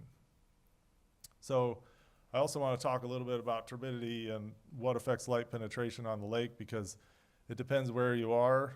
If you're, say, next to Kissimmee River, you might notice a lot of tea-colored water or coffee-colored water. And if this is actually a picture after Hurricane Ian, right next to S191, I believe. So we have, you know, all the leaves and organic matter in the watershed turn the water dark, but it can still be pretty clear. It doesn't have a bunch of suspended solids in it, whereas the stuff in the lake, it's stirred up and all that sediment comes up, and it's solid stuff, a lot of it. And so you can see the difference. It's like, it's coffee versus lattes, essentially. And so if you're inside the shoreline, this is total suspended solids here in red, and they get higher as you go outside. So we know it's clearer on the inside than it is on the outside. But if you look at what we call the non-volatile suspended solids, or the stuff that sticks around after you burn it at 550 degrees Celsius, you take out anything organic, you can see there's not very much. About a third of the total suspended solids inside are this sediment that doesn't burn away. And that means what's blocking the water on the inside, closer in the vegetation, is more of the organic stuff. And that's what you'd expect, because the plants are growing, they're breaking down, so the stuff in the water is a little lighter. It's organic, which means it's going to stay kind of buoyant and not be as easy to settle out if you just put a curtain in front of it, or if you put concrete wave barriers in front of it. It has to get really, really still. In fact, you know, you can put it in the lab and it can take 24 hours or more before it starts settling out in your beakers. There's also algae, chlorophyll. So typically inside the plant zone, the water's a little clearer. That means the light gets in there and helps algae grow, so there's higher algae as you go on the inside and less as you go on the outside, unless we have a surface bloom that covers the lake. And again, turbidity goes higher as you go out. And then finally, there's a difference between color, which is on the left, and true color, which combines everything that blocks light from penetrating the water. And that's the coffee color, the tea color, and all the suspended sediment. So we call that apparent color. So true color, it does go down as you go from the inside out. Again, that's because of the organic effect. But the total amount of light penetration, gets worse as you go offshore. So let's look at those 2 points I showed you, 1 versus 5. 1 is inside the turbidity curtain, 5 is outside of the grass line. On the northern site where we don't really have much of a grass line, you can see there's really no effect as we go from August to January. In fact, we actually had a little higher suspended solids inside the curtain, but on the south you can really see the effect here between the solid line and the solid blue and the solid orange. So we had much lower suspended solids inside the curtain, so that was a good sign. Same thing with apparent color, which again combines the tannic water and the suspended solids. No effect on the northern site where we don't have any plants, but a good effect on the southern site. So the question is, we see an effect, we do see these turbidity curtains working, but is it enough? And so we can also look at these sondes that we put out where they're recording turbidity, or essentially water clarity, every 15 minutes, and this is through November. And the orange and blue lines are essentially these inside the grass line, and then the black is way out here outside of the grass line. So the black is always higher. There's always more turbidity out there. There is a little difference between the orange and the blue. So the blue is slightly lower at times, not a big effect. And then there's times where you get a storm event and there's, everything gets overwhelmed and it's turbid inside and outside of the grass line and everything. But we do see a little impact. And is that enough over time? We're still checking on that. This is a windier period. You can see in this case, the spot that was inside the grass line but outside the curtain tended to have more of these spikes and be worse performer than the one inside. And so there's events where, we're hoping that over time, all these little improvements add up and help SAV back there. And to bring all this home, this is essentially light penetration through the water column with increasing depths. So light penetration we're measuring in micromoles. It's photosynthetically active radiation called PAR. And you can go from 400 and lose that all the way down to, essentially 0 as you go from about 20 centimeters in depth down to over 1 meter. So the difference here, how fast you drop off in light is, let's look at say 100. The black line is outside, the blue line is inside the curtain. So you can see if you wanted say 100 micromoles penetration, you'd get that at only about 20 centimeters, which is really not very far into the water if you were outside. If you were inside the curtain, you'd get it down to about 50 centimeters. If you wanted about 30, which is really the minimal amount of light it takes to grow Vallisneria, just maintain its growth on average all day, you can see you'd only get about 55 centimeters and outside versus with the curtain you'd get down to about over 90. So almost double the light penetration with the curtain and the vegetation effect. So that's another good sign. So we do see it working. This is SAV that we sampled, all these different points. I don't know if you can see all of them, but the little pink ones are areas we sampled where there wasn't any. And then the circles are larger if we had more density, essentially. And this is from August to January, and you can kind of see where the SAV occurred. And then this is it after Milton, as the water's getting lower. And what's kind of interesting here is, yes, you can see we did lose SAV. There's really none outside of deeper, whether you're kind of outside this airboat trail, whether you're inside or outside of the curtain. But where we lost it in here in the curtain seems to be deeper than where we lost it outside the curtain. So this is the first data where I've looked and said, well, maybe because of these southern winds that we got during Milton and we had this curtain up, we had kind of a protective effect of the SAV that existed there prior to the storm.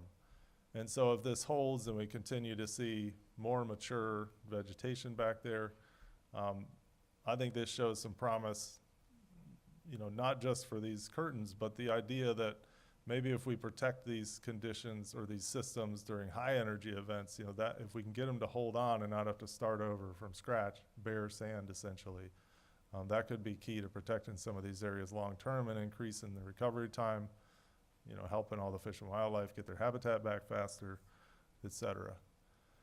So that's kind of the summary. Yes, they have an effect that's pretty limited. It works better if we already have kind of a dense vegetation layer there. Obviously, they're going to affect, you know, the suspended sediments. They can't really help us with algae or dark colored water. They do get overwhelmed by storm events, but then they recover. We see some water clarity improvements. This particular project, we're going to pull in August, so we're collecting through July. We had it set as a one-year deal. Again, a lot of testing concepts and seeing what the next steps might be, and that is it. So I'll take any questions. Thank you, Zach. Okay, questions, comments? Okay. Mr. Barton. Yes, sir. I see you. Pick up a mic, please. Oh, Hey, Mark. Is it my turn? Yes. All right, Mark Barton with Backcountry Hunters and Anglers. Great presentation. I have to say I completely agree. We've seen this in coastal systems that these barriers work really well at protecting, you know, seagrasses and other systems. So I'm not surprised by the results that you have here. I actually have a question that's sort of tangential to this. We were talking about planting SAV before and kind of wanted to get your 2 cents on that. Is that something that has worked well in the lake?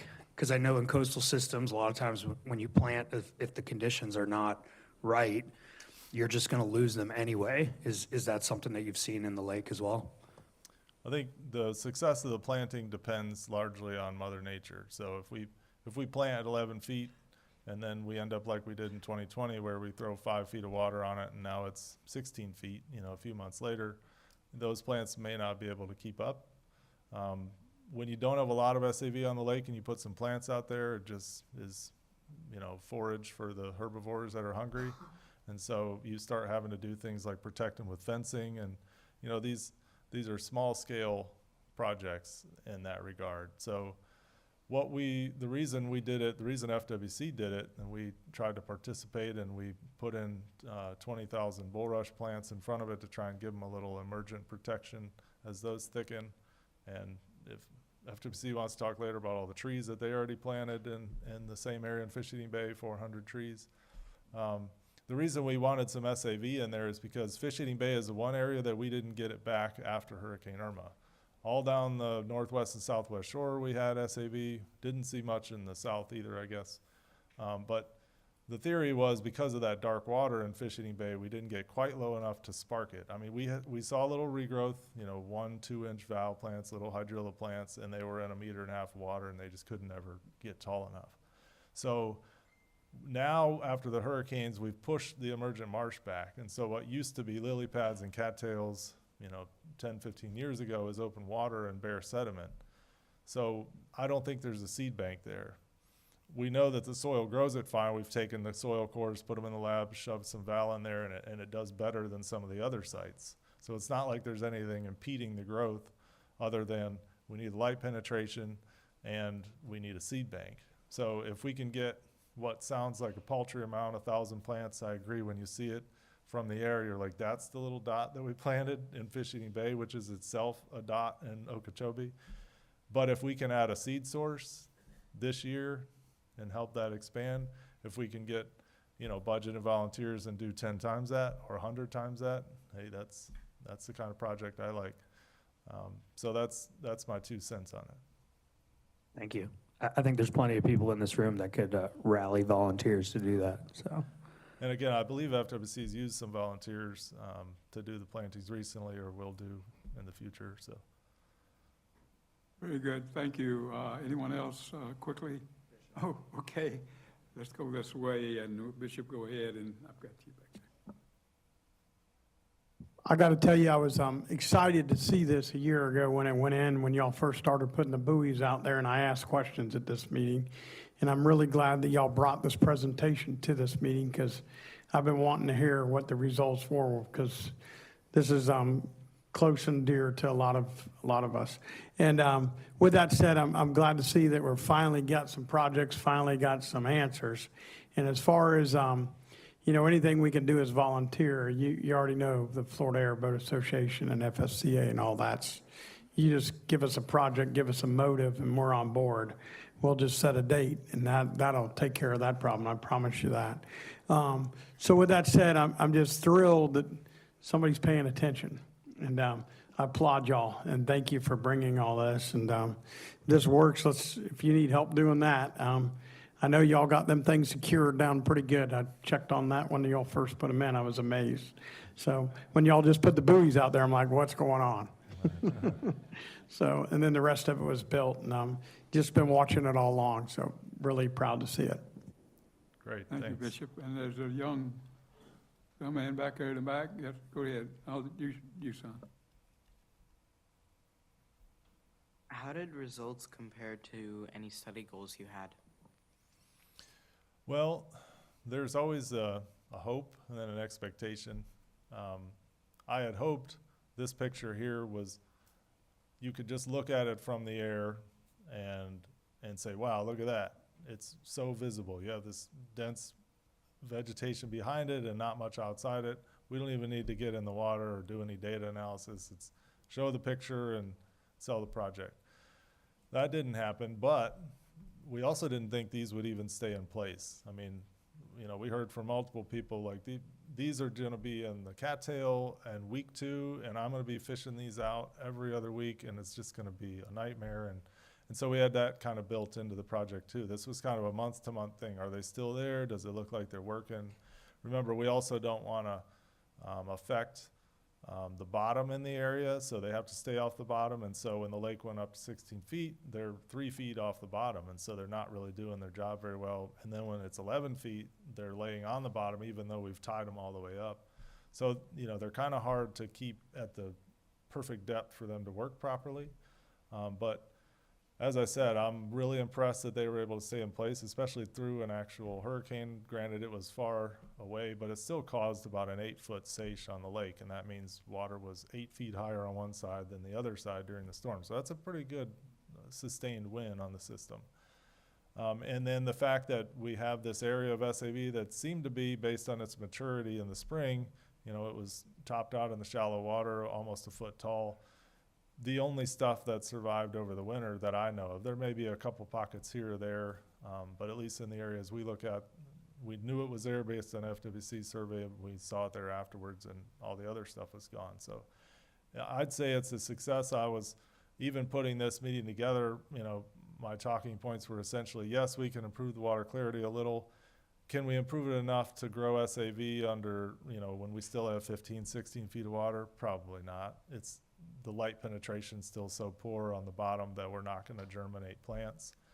But I was really surprised to see maybe there's a protective component to this that I didn't think they could provide. And so then part of the reason we did this project was, again, to kind of lay the groundwork of whether we do something more expensive and longer term with these bigger wave energy devices. And this, to me, felt like, okay, box checked. Move on to another step if there's a palette for it. Thank you very much. Do we have anyone on Zoom? We do. We'll hear from James Pierce.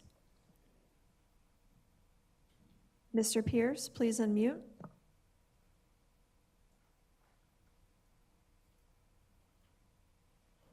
Okay, can you hear me? Yes, we hear you. Okay. I had my original question about the water levels for Lake Ida and Lake Eden.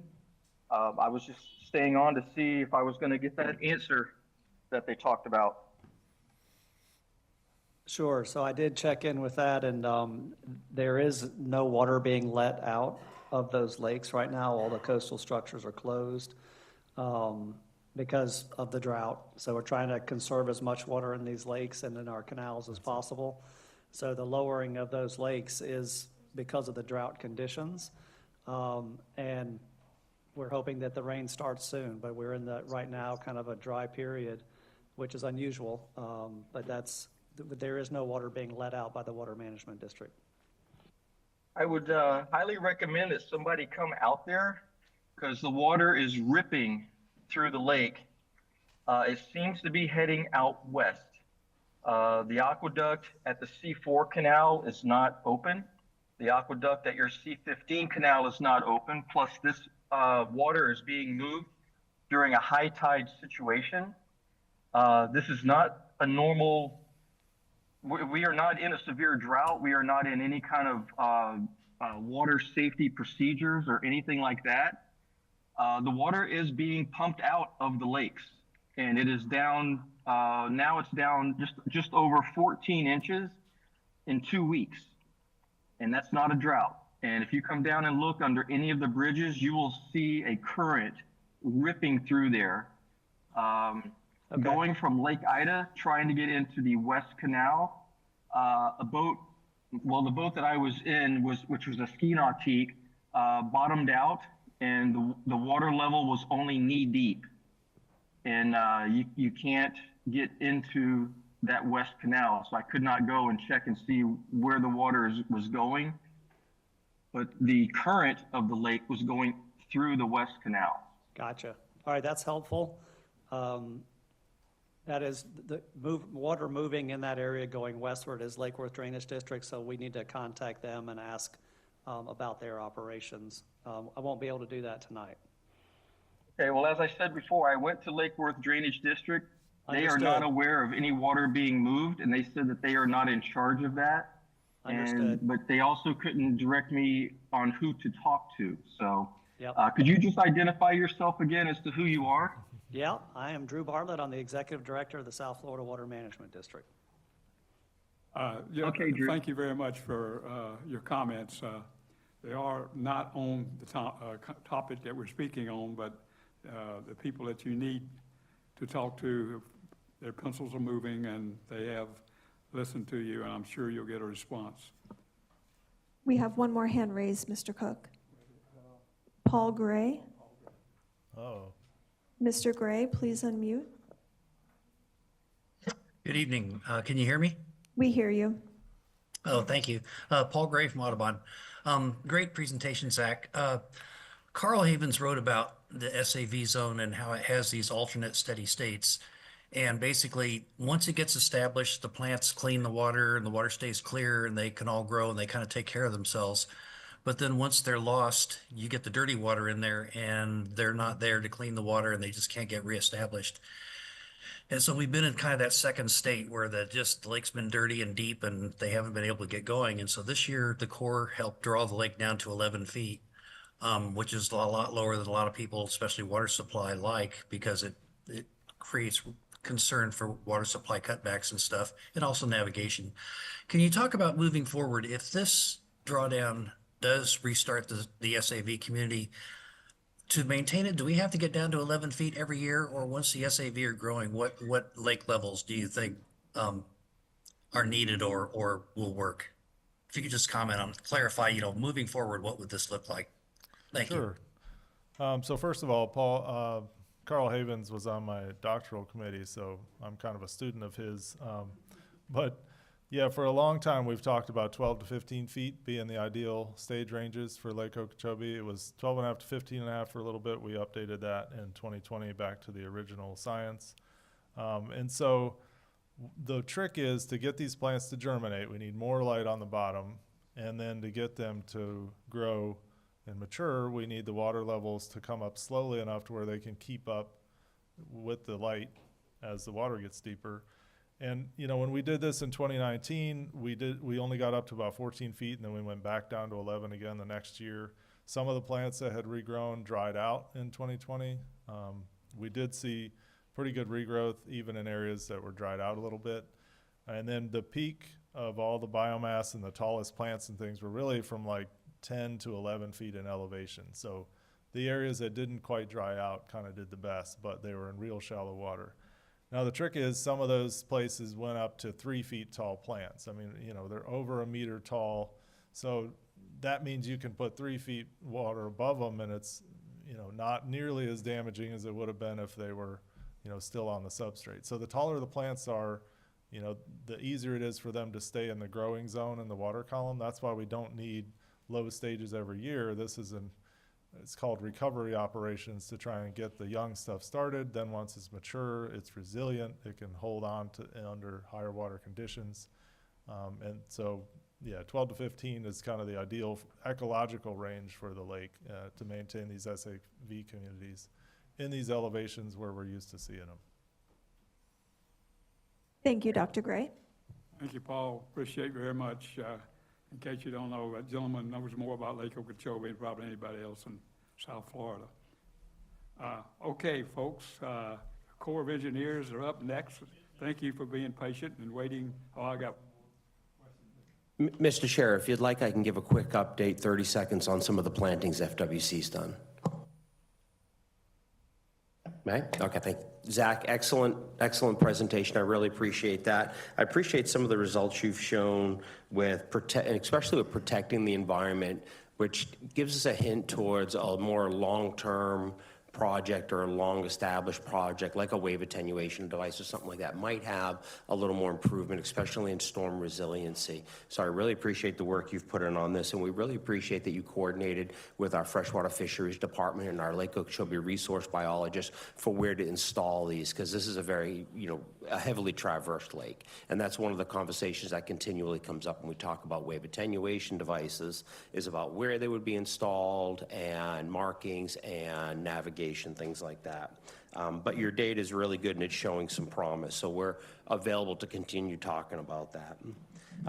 There's been a lot of questions about plantings and conversations about plantings. So I'd like to just point out a little bit about what has happened this season while the lake was in recovery operations. And thanks to the Corps and the Water Management District for supporting recovery operations for Lake Okeechobee to support new SAV growth.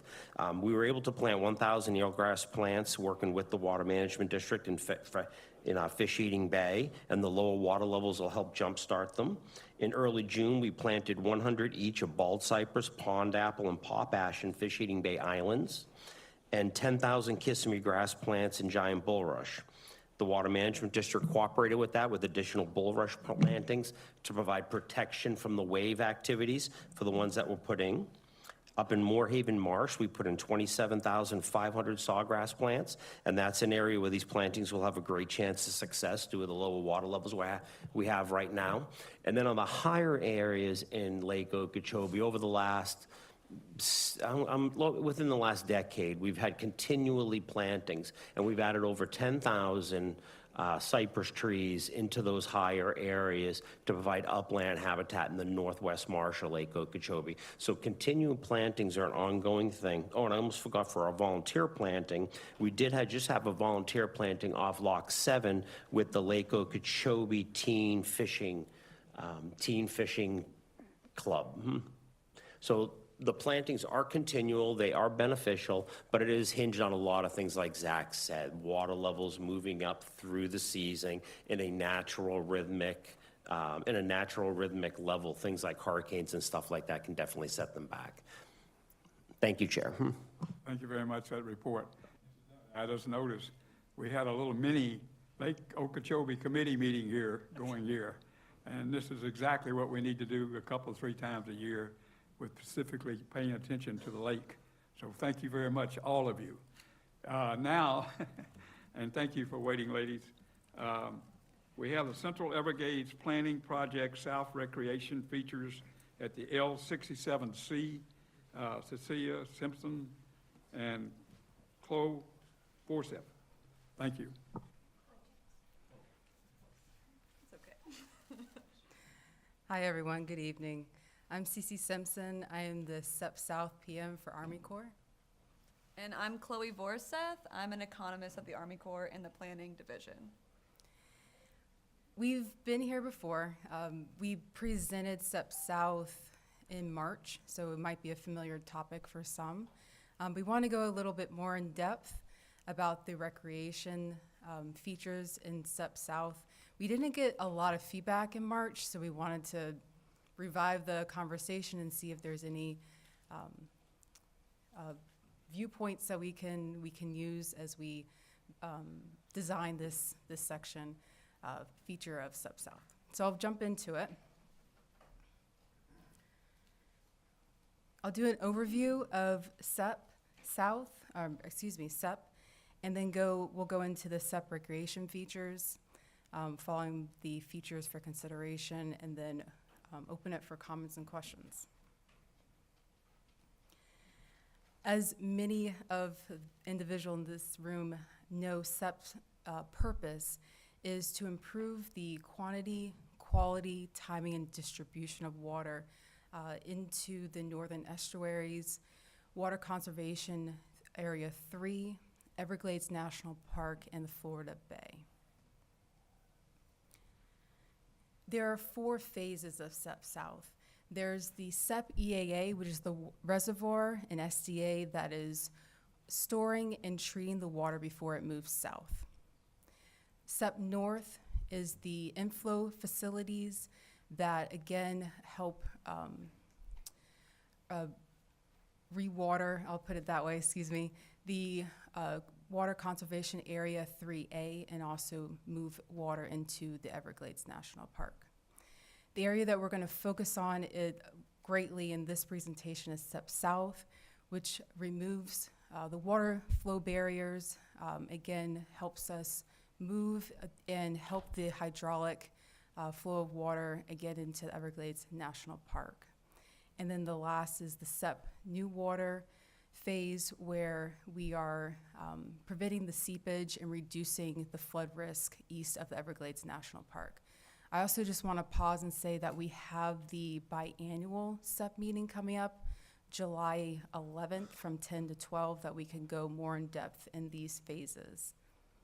And that's in partner with South Florida. The features of SEP South haven't changed, but again, we are doing an LLR right now to help introduce 2 additional features that we'll talk about. One, from the 2014 PIR, we have the planned work, which is ongoing right now in the 1AR contract, which are the structures along the L67A canal. And then we also have the work that will be starting up with South Florida on the 355 West gated spillway. And then, of course, next fiscal year, we'll have structure 356 East pump station awarded as well. The remaining features of SEP South will be the Blue Shanty flowway, the levee work there along the L67D. We also have the degrading of the extension of L67, and of course the backfill of the canal is so right next to it. We have the degrade of the L67C levee, as well as the degrade of the L29 levee that, again, will release that barrier and the water into the Everglades National Park. So just giving a high-level view, a reminder really of what SEP South is.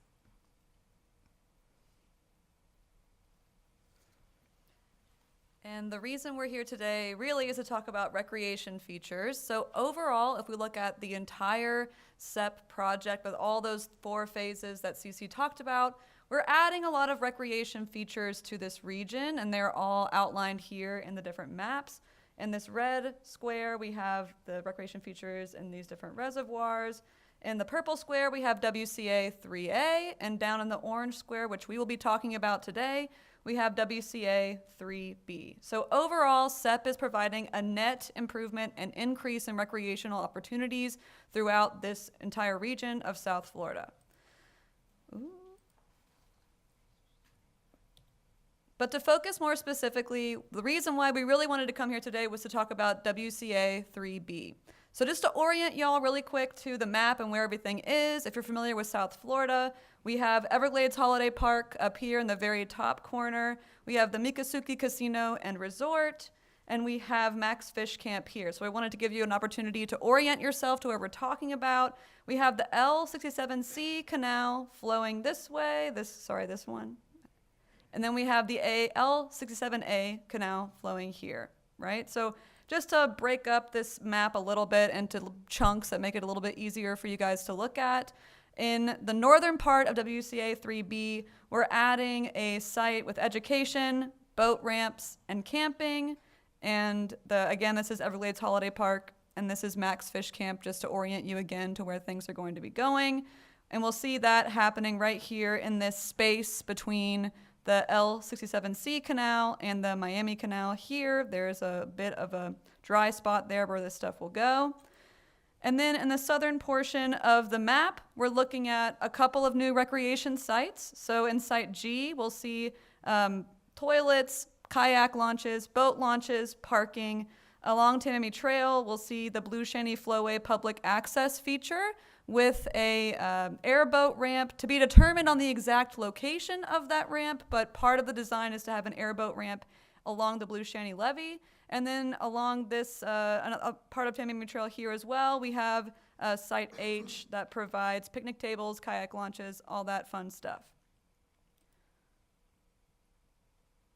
So the main reason why we're here and the main features under consideration is that when SEP was originally passed and authorized, water was going to flow down through the L67C canal. If you look at the left map, you'll see some arrows that get thicker and thicker and flow into Everglades National Park to the south. And in the process of running a model and trying to figure out how the water flow would eventually occur once SEP is fully built, the Army Corps in South Florida put a plug right here, basically, where you have that S152 arrow to demonstrate how the flow of water would affect the system to the south.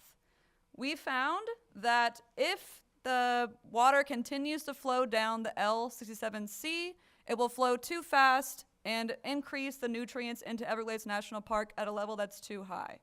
So the proposed feature and change to this canal will be to add plugs along the L67C to instead send the water into this corner of WCA 3B. So we're trying to rehydrate this corner, and we're also trying to spread the flow out more down into this area rather than quickly and in high quantities out of the canal. So again, the main purpose of this is to slow down that water, rehydrate this area of WCA 3B, and restore historical flow paths in this area. The Army Corps is investigating a lot of different lengths, top elevations, and numbers of plugs along the L67C, but we are doing some modeling now and trying to figure out exact depths over the plugs, but water will be low enough, or the plugs will be low enough for water to flow over during normal to wet conditions. So what does that mean for recreation access along in this area?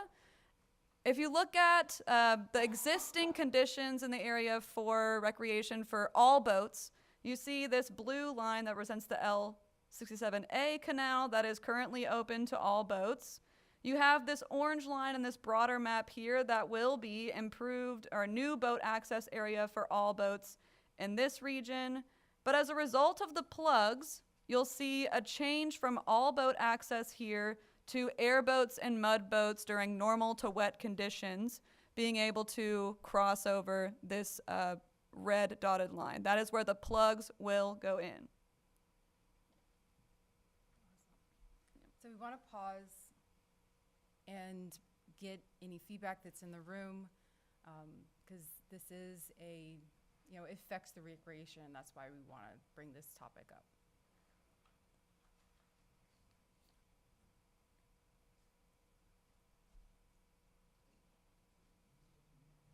So putting those plugs in and changing the flow there down in that corner there, what's that going to do for the water levels in that area, in your opinions, or approximation there? Which area? Basically down there where the Miccosukee Casino area is, if you put the plugs in and get the water flowing naturally there, is that going to increase the water depth in that area there significantly, or is it just going to flow more natural the way it is currently? Yeah, I wouldn't say significantly. It would be more of a natural, and again, it's that improving the distribution and rehydrating that area. So that's where I'll leave that statement, but it's not going to be a significant increase. It's more going to be from a natural flow. I'll put it that way. And we don't have all the data here with us to tell you exactly like the flow rates or the depths or anything like that. That's within the model, and we could provide that another time. All right, once it gets down that corner, then traverse to the south end of Tamiami Trail. Is it going to dump into that canal there and go east-west, or are you going to have spillways or pumps to go south from there? Yeah, so in this area right here is going to be the pump station, the structure 356, that will be pumping the water to the west. So something to look at and think about. That's all I'm raising that question. I appreciate that. Could you give us an idea of the timeline on that, please? On the, which portion? There was the pump station, and there's the water flow.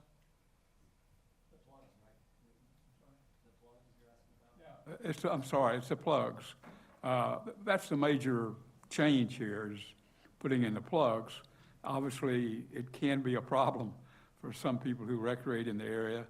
And I just want to be sure we have an idea of the timeline, because we probably will bring this back again for progress report or whatever. Yeah, the timeline is we still are out. It's not going to be next year or anything like that. We're more looking beyond FY28.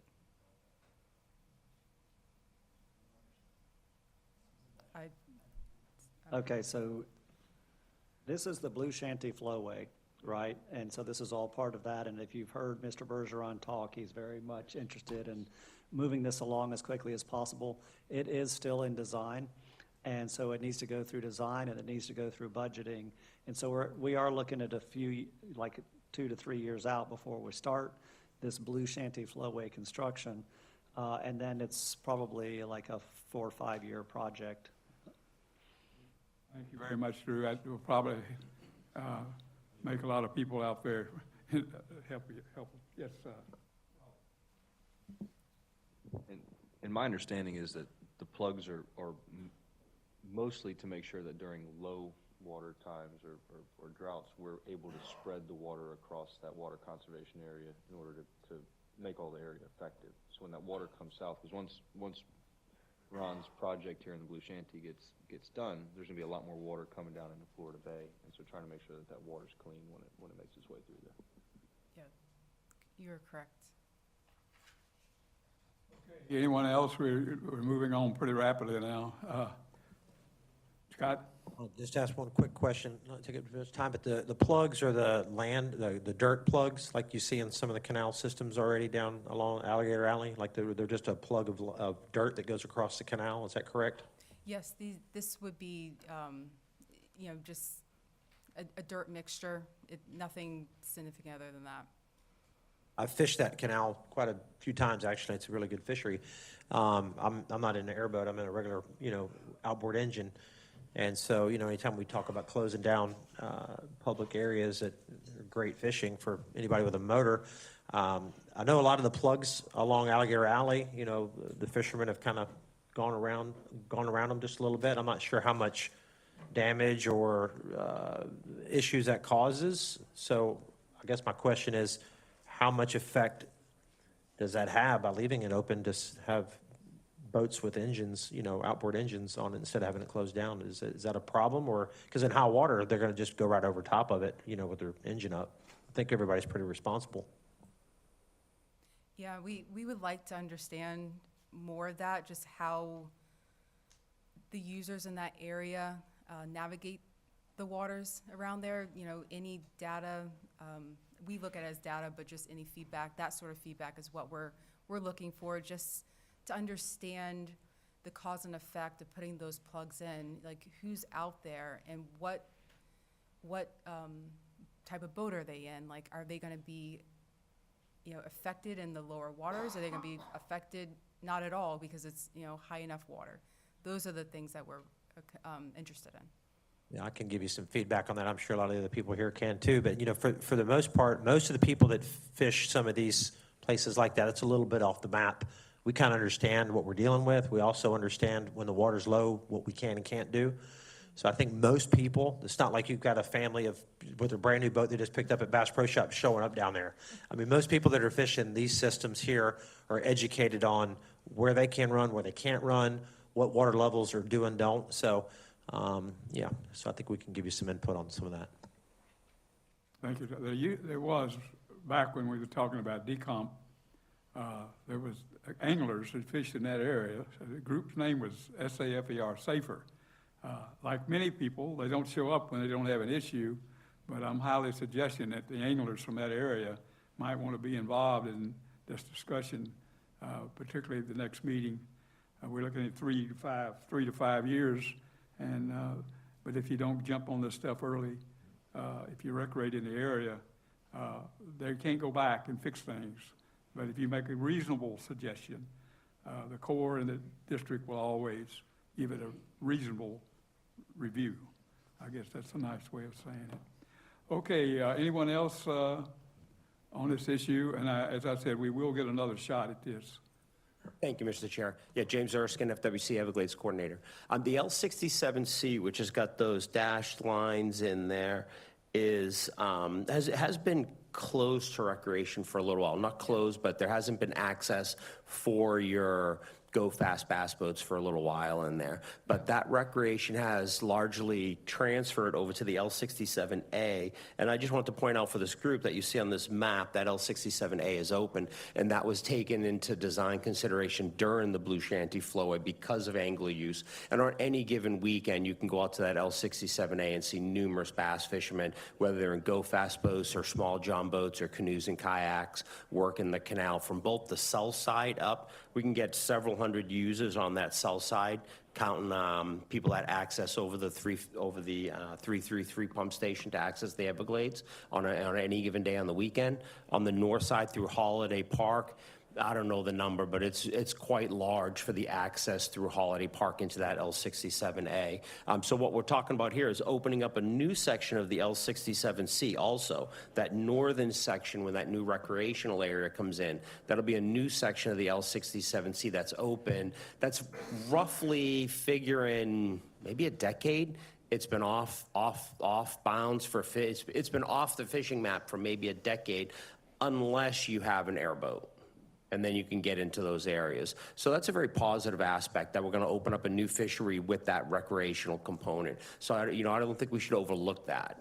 On the south side, if there is a design element that allows the passage with the depth of water, the earthen structures that come up from the bottom, the known water levels for Central Everglades Project Plan and the Blue Shanty, if there is a depth of water that allows the passage for recreational boats with outboard motors, we can get you a number on that. I can have my freshwater fisheries crew get a recommended number on that. I don't know if the math works, meaning if you've got 10 feet of water and you've got a 6-foot barrier on the bottom, maybe you've got 4 foot left where boats can transverse it during certain times of the year. But if that works and it's possible, that would be great. But aside from that, if these structures come up off the bottom too high to let the passage of outboard motors in there, or like the faster bass boats with the big motors, we still have recreational fishing in that canal through airboats, paddle craft, and mud boats, like you said. So we appreciate the considerations for recreational fishing in this area. It is important. Thank you. Excellent. Again, I'm not being negative about this. I just want to be sure that everyone that uses those areas is aware of what's going on, and we offer an opportunity for you to come and make a comment. And if you don't come and make a comment, I'm sorry. Yes, sir. On slide 9, I think you had a airboat crossing, and then we talked about an airboat ramp. Where is that? Where the airboat crossing is? Airboat crossing. The airboat crossing is going to be in the Blue Shanty levee. That will be it's not constructed now. It will be there in the future. So we wanted to showcase that as a recreational feature. If you have an idea of where on that levee might be a good spot, that'd be good information to have. Okay, thanks everyone. We do have one on Zoom, okay? Yes, we'll hear from Marshall Jones.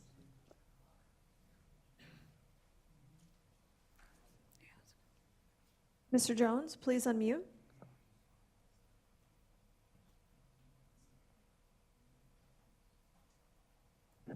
Good evening, everybody. Can you hear me? We hear you. Excellent. Thank you for having me, and thank you for hosting this meeting.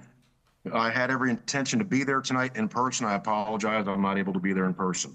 However, this particular topic is, of course, very near and dear to my heart. This is where my family has lived and made a living for the last 5 generations. 3B will forever be our home, and this project is of the utmost importance to the future of Everglades restoration, as well as the future of recreation and my family's existence here at Max Fish Camp. I do have several concerns regarding the Blue Shanty, the plugs of the L67C, and the impending management plan for the future water levels within the Blue Shanty flowway. I forget the lady's name that was giving the presentation. I apologize. I'm really bad with names. So when you say rehydrate that area, I would love to know, and you said already you don't have that answer tonight, but I would love for you to email me what you intend for that to be, because I am presently involved in multiple projects down there as a subcontractor for the Army Corps. And the islands, and there are a lot of islands that sit within the Blue Shanty flowway, were home to deer, bear, panther, bobcat, mink, otters, and the like. And those islands, during nominal water levels, during the hydro period, some 200 days a year, especially the last several years, the peak of those hammocks has been inundated by anywhere from 30 to 47 centimeters of water at their highest elevation during nominal water stages for the last 3 consecutive years. So when you say rehydrate, do you mean drown everything? And I don't mean that to be a smartass, but what do you mean by rehydrate? Because everything out there is already drowning. So you said, Drew, that Mr. Bergeron has great concern over this project, and I share the same great concern about it being done both fast and effectively. The national park certainly does need as much clean, fresh water as we can send to it. And, Florida Bay is suffering greatly. My family has lived in this area and harvested wildlife, game, fish, you name it, and guided in this area for over 90 years. I've watched L67C change dramatically over the years, but it is still arguably the best fishery in South Florida. And I'm genuinely surprised and concerned that there are no fishing groups such as SAFER, as Mr. Cook mentioned at that meeting. I will speak for myself, however, on their behalf as well, and say there is great concern for the future of that fishery. During the early implementation phases of the Blue Shanty, the decomp physical model, the turbidity levels in L67C were extremely high, extremely high. We watched that fishery go from arguably the best fishery in South Florida to really, really poor. You would catch 100, an average angler would catch 100 bass in a 4-hour window. And then the decomp physical model happened, and all the turbidity got in that canal. The water went from just about as clear as could be to, full of tannins and suspended particulates. We went from 100 fish days to lucky to catch 2 fish. And that's the God's honest truth. Over the last decade, since that project has been established, the canal has restored itself, and the fishing now, as of just yesterday, I took my daughter and her fiance out 1 hour before sunset, and we caught 60 bass in 1 hour. That's pretty impressive. Now, I will tell you the aquaculture in that canal, like you were saying about Lake Okeechobee earlier with the SAV, colonization in that canal is unparalleled across the entire footprint of the Southern Everglades, or the Central and Southern Everglades. No other canal in South Florida has that type of subaqueous vegetation.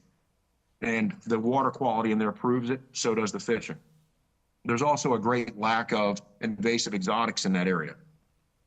when you talk about putting the plugs in, it is imperative that those plugs go in such a manner that it doesn't disrupt the fishery more than the bare minimum. When you ask about what level those plugs should be at, to comment on what Mr. Erskine was saying, the plug should be, in my personal opinion, equivalent to that of the native bedrock elevation, for them to be effective in purpose, but also still allow passage during nominal water levels. During extreme droughts like we're in right now, obviously, outboard boats shouldn't be able to traverse plugs in a canal when the water's this low. Right now, 3B is at its lowest water level I've seen since 2009, and substantially longer duration than 2009 was. Somehow the water along the L29 along Tamiami Trail is 2.5 feet higher than it is in the C304. Historically, the C304 and the L29 were always at very similar levels above sea level. This year, operational practices have changed dramatically, and the area surrounding the north end or east end, however you want to dictate, of 3B are just bone dry. We have not been able to operate airboat tours. Today is day 65. There's been a tremendous economic impact to my family here and also sportsman access. And I would love to know when you guys plan on opening that S-151 structure and putting some water down the Miami Canal so we can resume operations. And I'll leave it there. Thank you all for letting me speak so much. Thank you for your comments, and it's good to have someone who lives in the area and fishes in the area to meet with us here. And as I said, there will be another bite at this apple, and we'll probably schedule it. So it's a lot bigger issue, I believe, and what's being shown, because the anglers would bring 30, 40 people when we first discussed decomp, and I'm sure more people are going to be interested in this, and they need to be listened to. Thank you very much. Appreciate the Corps. They just are doing wonderful work right now as far as the lake is concerned. All right, gentlemen, we have 2 more presentations from the district, and you guys, we're doing pretty good on time, so just watch the clock. If I may. Go ahead, man. If I may, some of our younger scouts got a little antsy and walked out in the last presentation. I apologize for that. But I did want to thank everybody here and keep up the great work. We really appreciate the opportunity to join you tonight. Thank you. Glad to have you, and come back. Maybe Yeah, you got thank you. Another group, another class. I think it's the most scouts I've ever seen in 20 years. And I'm glad in one way, because your questions make me nervous. But just on a side note, I don't know what level they're at, but if you ever want an Eagle Scout project, get up with us, myself, James Harbaugh. We've got a lot of great Scout projects that have taken place on district lands. Okay. All right, everyone. Dan Cotter with the Land Stewardship Sections. Good. Do update on the storm. We usually do this every June, an STA update on the upcoming waterfowl and alligator hunt season. And I want to thank James Harbaugh for helping putting together most of this presentation, particularly the maps. And I'll try to go through this fairly quickly because I know we got Mike's presentation. I want to leave plenty of time for the end for additional comments and questions. For those who aren't, and I think most everybody here is, but for those who aren't familiar with the stormwater treatment areas, particularly the ones I'm going to talk about tonight, they were mandated under the Everglades Forever Act to remove nutrients, particularly phosphorus, prior to entering the Everglades. That is their primary mission. The ancillary benefit to the STAs is they provide tremendous recreational opportunities. Most of them are open on extended weekends for hiking, biking, and bird watching. We also have tremendous FWC managed waterfowl and alligator hunts, some of the best in the state or even country. The other thing we have is Audubon led birding tours on some of the STAs I'll talk about, and some of the other STAs. Those are really great tours where you get to drive around the STA, and they led 45 tours this past season. All right, just going to jump through each STA on as far as the upcoming alligator and waterfowl hunting. STA 1 East, unfortunately, is still status quo. And there'll be no hunting due to the construction, the central flowway. How do I make the red light go on? All right. If you could follow my. Okay. Yep, I got it. Thank you. Which is taking place here in the middle of the STA to improve the effectiveness. That's all been scraped down, and throughout the site there's haul routes and of course the drawdown here. So the good news is we say 2026 may earliest reinstate. It's looking very positive that we'll have this back open for alligator hunting next year. Okay, the one slide that I want to talk about a little bit more in detail, and STA 1 West, since even our last meeting in March, has got some significant construction projects going on. 3 at the same time that have just kicked off. Just wanted to kind of go through those just real briefly. One's a structure refurbishment that'll take place through mid-2027, particularly around Cell 5B on the western levee over here and some other areas along the levees here.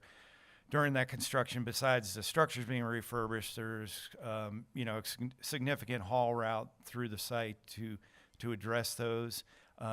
We've also got generator structure replacement through mid-2026, which is down here. You see these yellow dots on cells 7 and 8. And at the same time, FP&L is going to be doing a foundation and structure replacement through this time next year all along this levee here that bisects the whole STA. So significant construction haul routes Monday through Friday with potentially some Saturday and Sunday hunts or Sunday construction. And we know this site is significant to the hunting community, particularly the waterfowl hunting community and the alligator hunting community. We have had numerous meetings with the project managers, James and I, and FWC on trying to make a hunt work in this area. Usually when we have one construction project, we can work around it. 3 projects going on at the same time, a little more challenging. But we even had a meeting today with leadership, and we're going to continue. We've got a couple more weeks where we need to let FWC know whether we'll be able to have a hunt in here. We're going to work and have some meetings this week with the leadership from our engineering and construction folks to see if we can potentially at least get a Sunday-only hunt in. So it's a fine line. These contracts, they've got deadlines to meet, set deadlines. We certainly don't, and the construction is important to the function of the STAs. We certainly don't want to impact, the construction. And at the same time, we want to make sure if we do schedule a hunt, say a Sunday-only hunt, we've got people coming from all over the state, sometimes even out of the state, that we do not have to cancel hunts mid-season. So we'll keep posted on that. Like I said, we'll be working real closely with our engineering construction folks to see if we can have a hunt in STA 1 West for waterfowl. Like I said, we do everything we can. Most of you know myself and the folks that I work with, particularly when there's just a construction project, we do everything we can to make sure there's still public access and particularly hunting. So we'll keep you posted on that. And just like I said, we do everything we can. The alligator hunts that take place in STA 1 West, we came up with an idea to make this hunt work. The construction time frame is usually about 7 a.m. to 5 p.m. During the week and some weekends. So we're able to still have a hunt. We did have to work with FWC, very cooperative, to change the hunting time frame from 6 p.m. to 6 a.m. So it's outside of the construction work. I know that takes a little bit of hours off the hunting time frame, but at least we've got alligator hunts taking place in STA 1 West. Some of this you've seen from last year, the outflow canals, no hunting, and the levees and canals are posted. There will be some intermittent, depending on the construction, levee closures, particularly the western side of cell 5B. So we've got that hunt taking place. Like I said, it's the hours are a little more confined, but still able to pull that off. The rest of the slides are fairly status quo. STA waterfowl is no quota change, 20 morning, 20 in afternoon, 40 per day. We do have some cell plantings or some plantings in cell 3. Those will be posted with signs like they've have in the past. But other than that, it's status quo. There also may be some more opportunity for some additional parking spaces for this hunt. Alligator, no change in the quota. The north levee of cell 1 is closed. Outflow canals, no hunting, which are basically the south ends of cells 1 for 4, and the levees are posted. We'll make sure those signs and postings are still up. STA 3-4, no change in quota. Some good news here. They're still continuing to work in cells 1A and 2A, but the good news here is this cell that was closed, where I believe they were doing research or a study project. This SAV cell right here, where my cursor is at, we'll be able to open that. So that'll allow for some more parking spots heading to the west. Staff, our veg staff is working with us, and we're looking at, it's been real positive creating some trails, staff creating trails to provide better access to the open water. We're going to look at least creating potentially one trail into on the western levee of cell 2B heading east. We know there's some people, there's some good waterfowl habitat there, so we'll keep you posted on that, but that's looking good. And just a side note for all the STAs, and this came up at our last meeting or two, FWC is working on updating all the STA maps and language just to prevent that unauthorized access where we don't want them going and creating short circuits. We heard some ideas from some of the hunters, so FWC is currently working on that to highlight those levees that we do not want access into, and providing some additional language to clarify that. STA 3-4, same, no change. Quota's the same. Outflow canal, as you see at the bottom, no hunting, and that levee is posted. STA 5-6, no change in the quota. I just wanted to bring up so we know for the future, it's not going to impact us this year, but that northern levee, the Northern Seepage Canal project, will start probably later, early 2026. It won't affect us this season, but it will in the future, and we'll keep you posted on that. As James has mentioned in the past, there is some, the hunting's a little different in 5-6. You've got quite a bit of floating aquatic vegetation, spatter dock, but looking at the hunters that have hunted that, they've really made it work. We've seen some fairly good numbers and success rates. All the hunting now is back to the original deer fence canal road, where I've got my cursor as it was years ago. Bloomberg Road is no longer an access, just similar to last year. And STA 5-6 will have, instead of the parking spots, have the levee access assignment for that hunt. The gator, no change. Same access point, deer fence road. Monitoring canals, which have been posted, no hunting there too, but no change in that. FUB waterfowl, really status quo, so no change in the quota 100. The western and northern levees, particularly this northwest levee, is due to the A2 construction, and there's a structure down here that's being built that's closed this southern western levee. That's still status quo. And we get a lot of questions about the A2, the STA, and of course the reservoir, and still a ways off, anticipated, to be complete around 2029, and which would be an opportunity not only for public access to both of those, but particularly for waterfowl hunting to the A2 STA. The gator, no change, quota 20, same levy access as waterfowl. And the hunting hours, we brought this up before, consistent with the other STAs for gator hunting, not the 24-hour access.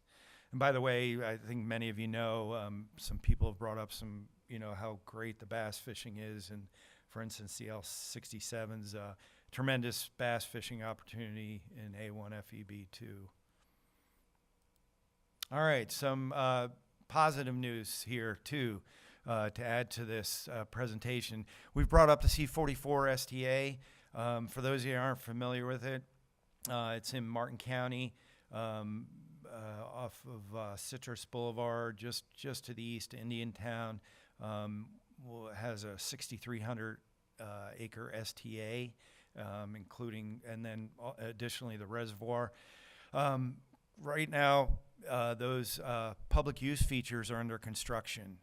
There's going to be a parking area here on the southwest corner of the STA with restrooms, kiosks, information, a shelter, seating area, public access point. There's also going to be 2 shelters out on the STA, one in the northeast corner and one not too far from the parking lot. Those should be done this time next year or maybe even sooner. Probably more like early 2026. And then a future parking area too is being built at the crest level, some finishing up there with the ramp, and then a parking at the grade with restrooms and a shelter and the same types of things that'll be at the STA parking lot. With that, we are going to move forward with our first STA waterfowl hunt there. We'll start off with a quota of 10 non-transferable permits. We're going to have the same levy access as STA 5-6. So you can see from this map, and of course, these maps are just for presentation purposes. We always tell people, please make sure you're using the FWC map, for hunting purposes and the brochure. There'll be no check station. There'll be a law enforcement presence there at the gate, opening and closing the gate. Of course, making sure everyone's following the rules and regulations. So this will be new. We'll be interested in hearing the feedback from the hunters, and the amount of open water and waterfowl hunting, and possibly, the following year expand on the quotas. I know the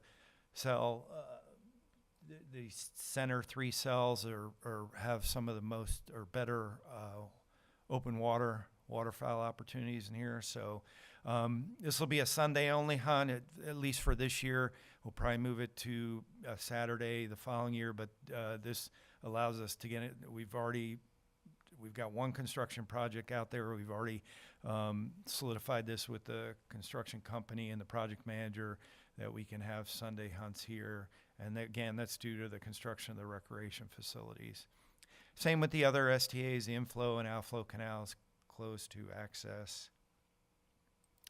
And one last slide here, and I believe it's at everybody's, or at least on the tables there. This was brought up by the hunters, FWC and us. We put together a fact sheet. So there is a link now, not only in the district's website and our STA pages, and particularly the hunting page, but there's a link on FWC's website where, for particularly the waterfowl hunt. So this talks about and just emphasizes the purposes of the STA, what we do and don't want to do as hunters, particularly cause short-circuiting, which could impact the the purpose of the STAs. And we've heard this from hunters, maybe even taking it a step further as we move forward in partnership with FWC. And maybe when a hunter goes for the quota permit, they've got to read this and do a check off or some type of sign off. So we make sure all the hunters, I know most of you in here are familiar with the, with the STAs and the purpose, but there's a lot of hunters that may not be. So that's some good news that we've got that fact sheet out. And we thank our communication folks for helping us put that together. All right, I know I ran through that quick. We're want to make sure Mike gets his presentation in, and then we still have some time at the end for further discussion. So, Mr. Cook, I'll open it up to questions or comments. Thank you. Please keep your comments and questions a little short, so we're close to time.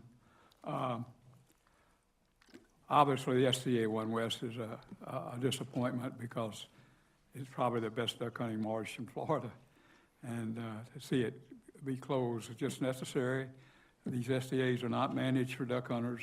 They're managed to meet QL, which is a very strict federal rule that they're supposed to meet by 26, and we're not there yet. And everything that the district can possibly do has to be done in order to keep the federal court judge happy. So that's the reason for all this. It's not because the district wants to close anything. It's not because of anything except for what the STAs are designed and legally to do, and the fact that there's a deadline, and the fact that not too many years ago, we run too much damn lake water into them, and we've been spending $1 million ever since trying to get them back. So, pardon my personal opinion. We're going to have to live with this year, but I have had conversations, and the word is that next year, we could be back on track.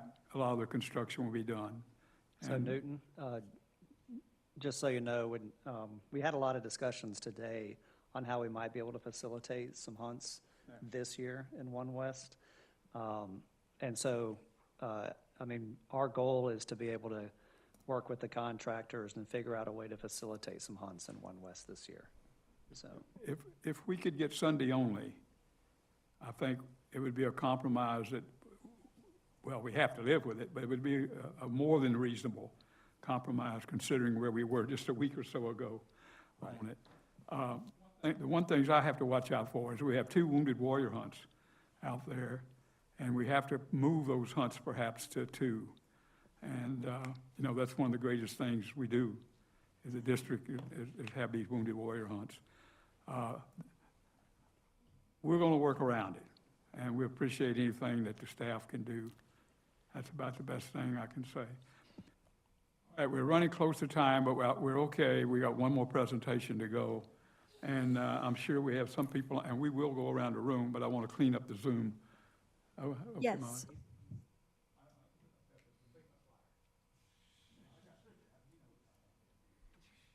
All right, we'll hear from John Monty. Mr. Monty, please unmute your mic.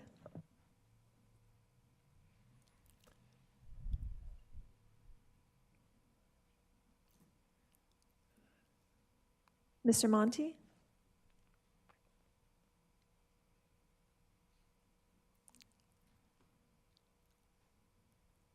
Okay, we don't seem to be getting a connection, but we will come back at the end here and give you a chance. Yes, sir. As everybody probably expected, I have a few comments, so I'll try to make it quick so that Mike can do his presentation. So I understand that 1 West, you know, we might lose some of those hunts for the year.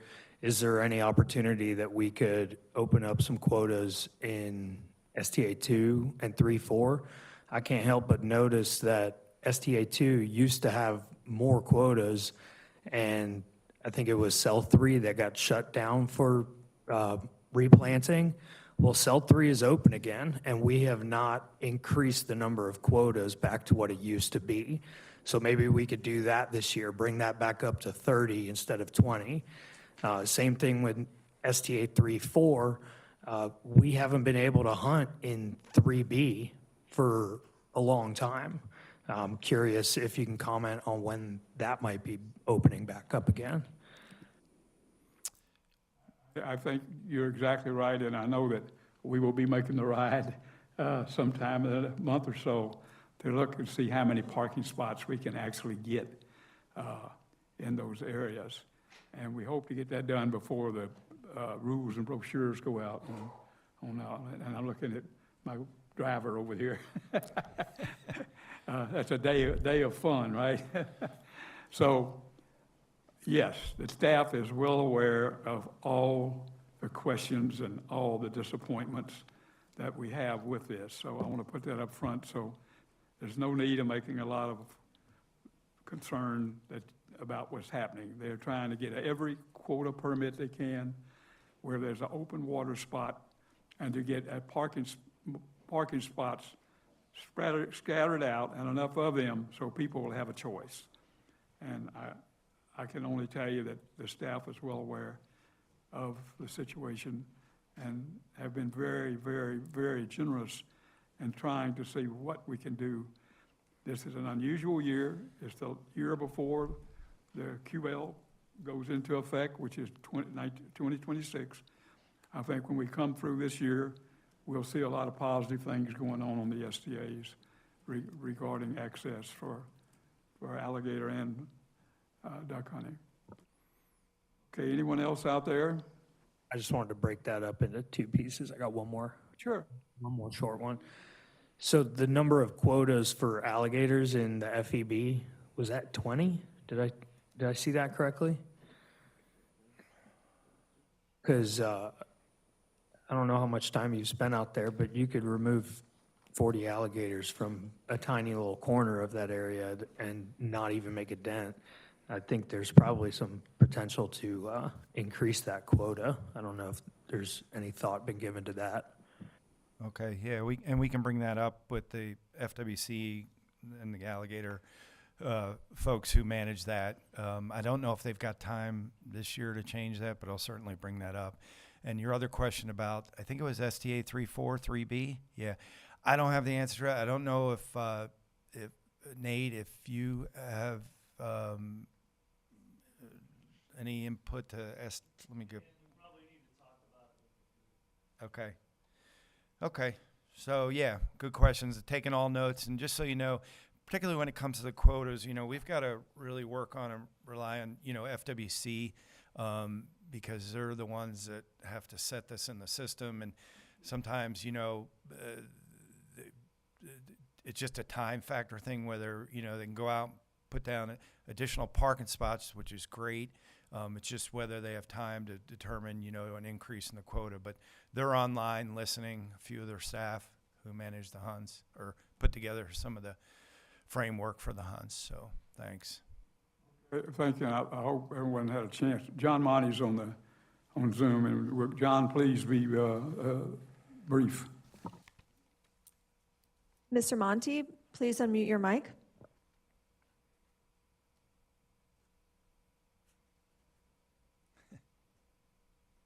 He put his hand down. He raised his hand again. Okay, John, thank you very much. We have one last presentation, and it's the Recreation Project and Facilities Update from Mike Cheek. And this is where all the good news is, incidentally. Mike, you got the easy job.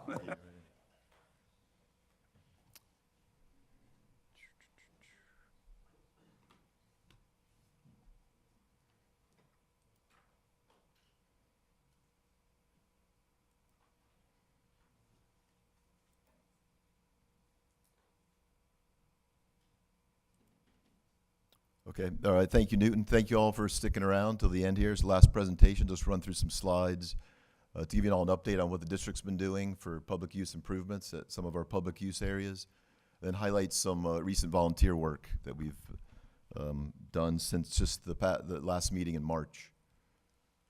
So for those of you who've been to these meetings before, I like to talk about bathrooms, so I apologize in advance. But here we go again, and nonetheless, we have 2 brand new bathrooms that were just installed in the past couple weeks, one at Nubbin Slough STA in Okeechobee County. That's on the Beeline Highway on your right as you approach the town of Okeechobee. You'll see that going in there in that photo. Then another one at one of our most heavily used STAs, the Taylor Creek STA north of Okeechobee. Also received these CXT concrete vault bathroom, solar vent fan and everything, so welcome improvement at that property. And then we have 2 new bathrooms coming in July in Martin County both at Tepuy. So one at the family camp, we'll have full electric lighting there. And then another one further south in Tepuy at the group camp. with solar lighting available down there. So welcome improvements at those heavily used campsites. Again, that's one of our most heavily used campsite at Dupuy. We put in some new information kiosks along the Kissimmee River public use area, one at Packingham Slough up in Kisso, Fort Bassenger entrance, Chandler Slough West, Miko Landing, Chandler Slough South, Yates Marsh North, 6 new kiosks there. And you can see they're blank as of now, but we're currently working on new interpretive information and navigation maps for those, so those will be being installed in short order. And we'll also have a complete suite of kind of a district template type map for all the public use area kiosks that we're working on with QR codes and everything that you can be able to load onto your phone, but we're in that process still. In this, we put in some lime rock roads on the Kissimmee River public use area. We had some campsites that sometimes have to be shut down periodically because of high water, not at the campsites, but just getting into the properties. The soil can kind of bog people down, and we'll have to shut down those campsites. So we put in some lime rock roads at both Oak Creek, Starvation Slough, also Hickory Hammock Equestrian Center. So those are welcome access improvements. Hopefully we won't have to shut those campsites down again. This is just a Blanket Bay Boat Inn campsite cleanup. We made an effort to go out there. This is a remote campsite up in near Blanket Bay, across from River Ranch. The River Ranch Resort there on the left. You have to cross the C-38 canal. This is a boat access only, so it was a bit neglected. We made an effort to go out there, clean it up. You can see on the left the picture, a little intimidating. If you've never camped there before, you don't know what's going on behind the trees there. So we made an effort, cleaned it up on the shoreline. Still needs a lot of work. There's a lot of Brazilian pepper there. So we're going to make an effort to do a larger scale aerial, likely treatment of that Brazilian pepper, continue to open up that area. The shelter's in good condition, so that's good news. This is just looking out towards the C-38 canal in the background. So still very covered up with veg, but the goal is to have that vista open back up of the C-38 canal to make it more accessible for folks. And this is an update on what I talked about in March at the last meeting. The Florida Sportsmen's Conservation Association and Lake Okeechobee Airboat Association made an incredible effort to remove the old dilapidated boards there at the Istapoga boat ramp airboat launch. Again, this is their own equipment, their own fuel. Excuse me. I'm drying out here.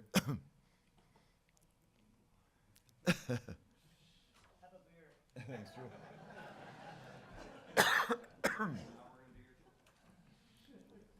Sorry about that. Are there any questions? Yeah.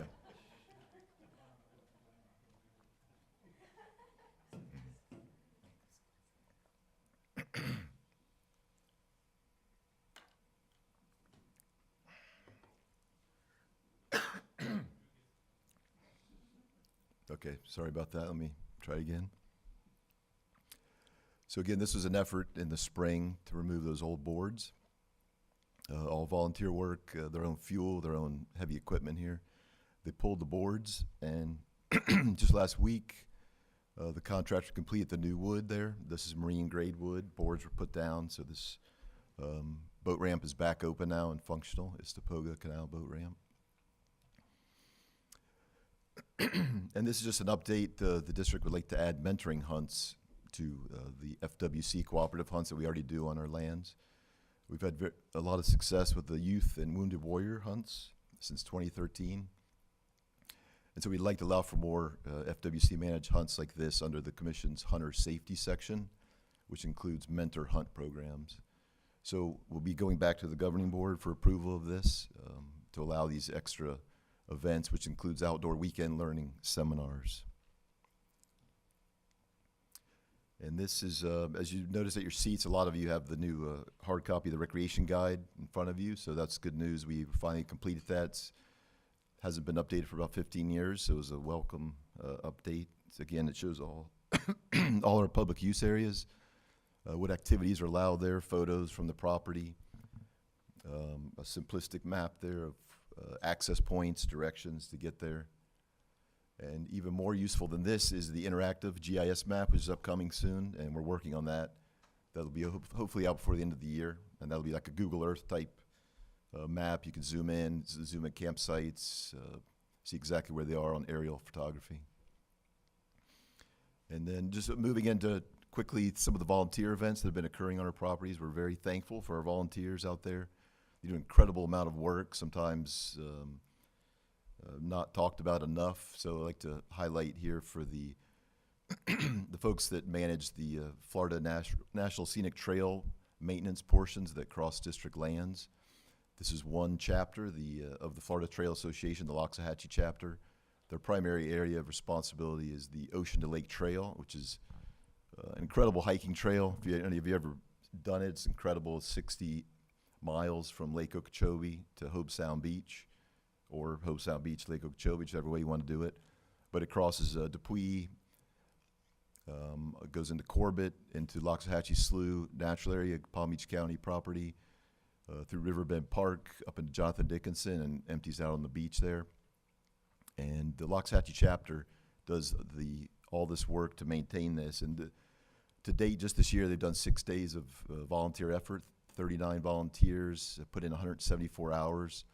And they maintain, repair elevated boardwalks, mowing, trimming, blazing trees, removing trash from this trail. An amazing amount of work. A lot of these areas are very remote, and these boardwalks going over wet areas are really helpful. If you're carrying a 25, 30-pound pack, 60 miles, you welcome a little hard ground out there because a lot of the trail is underwater.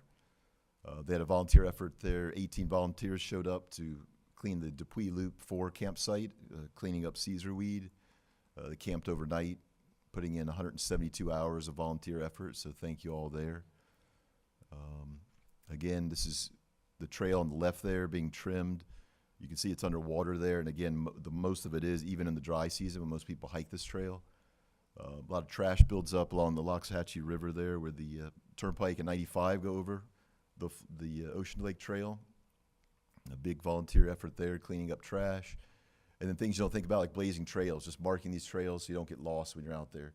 Focusing on your feet while you're hiking 60 miles. You might not even be looking up, make sure you're on track. And this is, after a prescribed burn, the blazes disappeared, and those guys are out there within days remarking the trails. So nice work, an impressive, well-organized trail. I had my buddy come down from North Carolina. He's hiked tons of trails, the Appalachian Trail, and he was highly impressed with the quality of how it looked, how well marked it was, how well maintained. He thought it was just going to be a kind of a out of control swamp, vegetation everywhere, but you guys do an incredible job there, so nice work. They even lead their own hikes out there. They've done 13 hikes on district land, volunteering 82 hours, and exposing 196 hikers to district managed property.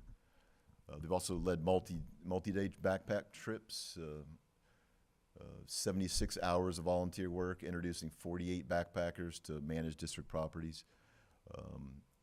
They have a Ultra Run fundraiser event that helps raise a little bit of money for the Loxahatchee chapter. And these guys are insane. It's basically a 4-mile loop that they run endlessly until the last man or woman is still standing. And I think the winner this year ran like 179 miles in 43 hours. So as long as they can keep doing that 4-mile loop within an hour, they can keep running. They can take a nap, they can stop, have some food. But amazing. And this qualifies them for another ultra run at other sites in America. And some people are coming from all over the country and world for this event at Dupuy. And that does generate money for the Lox chapter. And also have the people run the Ocean Lake Trail in a nonstop. I believe the winner this year was, they call it the Lake to Ocean Trail. 28 runners participated this year, and they run from Lake Okeechobee to Hobe Sound Beach, and the winner did it in about 11 hours this year. So kind of crazy. A 4 or 5 day hike turns into just 11-hour trot through the woods. So these guys are quite impressive. And so moving south, another chapter of the Florida Trail Association, the Happy Hoofers. They help us maintain trails along the L3 levee and the west side of STA 56. And you can just see that they posted some signage for a reroute of the trail. We're very thankful to this group. This is a remote part of Hendry County. It would take a lot of time and effort for staff to get down there to post signage and weed eat signs. That's the campsite on the right at STA 56. So very thankful, the weed eating around the signpost so that the big batwing mowers don't end up crushing these signs. So we really grateful for that effort to get down there. The Southern Off-Road Bike Association folks had a work day at Shingle Creek in May, bracing up, putting new boards on the boardwalk surface, bracing, stabilizing posts. Thank you all to that group. We had a great volunteer event at the Equestrian Center at Dupuy, Palm City Farm Trail Association, and the Florida Horsemen's Club. We did some field fencing around the paddocks there, cleaning up the paddocks from vegetation, and then a much-needed pressure washing of the interior of the barn, removing cobwebs, wasp nests, and everything. Thank you all for that effort. Looks completely different from what I hear. James said looks incredible. And this another successful, incredibly successful event on the Kissimmee River. Again, Florida Sportsmen's Conservation Association with Lake Okeechobee Airboat Association, pulling out incredible amount of debris off the floodplain still, over probably 10 years later. They had a record turnout, 83 volunteers, 18 buggies, 4 side-by-sides, 1 mini excavator, 1 skid steer, 1 dump trailer. And you can see they use every bit of this equipment to haul these signposts and debris out of there. Again, their own personal time, their own fuel, their own travel time to get up to this area. You can see a giant culvert there being removed there with the skid steer. And the signposts and things are really hard to see out there, so when this water comes up on the floodplain, these are hazards for airboaters. Posting airboat signage boundaries on the river, keep people away from sensitive areas like homes and things along the edge of the property. And that's it, guys. I appreciate you all. Thank you all for all that volunteer effort out there. We can't thank you enough. And I'm sure I've missed some other groups out there, but this is just an update from the previous meeting, the work that's been done. So thank you all again. Take any questions or anything?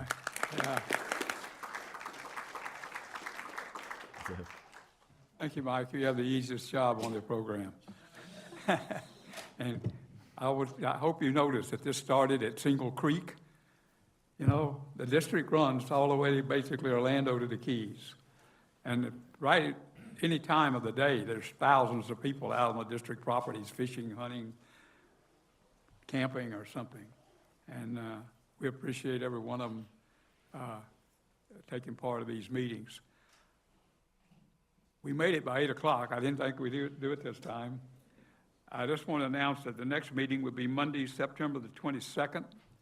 We have about 3 minutes, and if anyone has anything crucial to comment on, now's the time to raise your hand. I want to thank everyone for coming. Thank you very much, Scott. Oh, we have one on Zoom. John Monty has his hand raised. Mr. Monty, please unmute. Hello. We hear you. Yes, sorry about the confusion there and the mistake. My question was back to the STA hunts, and I guess I can ask Dan this question. I guess a few months ago at STA 3-4, there was supposed to be a prescribed burn in the western part. I think it was South 3A of like 60 acres. Dan, do you know if that took place? And if it did, how did it turn out? I'm not sure, John. I know there was some prescribed burns, but I'm going to let Nate, who's over the SDA vegetation group, he's going to go ahead and speak about it. All right, Dan. Hey, John Monty, Nathan Ralph from Veg Management. Yeah, Hey, that Nate. prescribed burn was in cell 3B, and it was on April 10th. So there's still some monitoring going on, but it considered a success.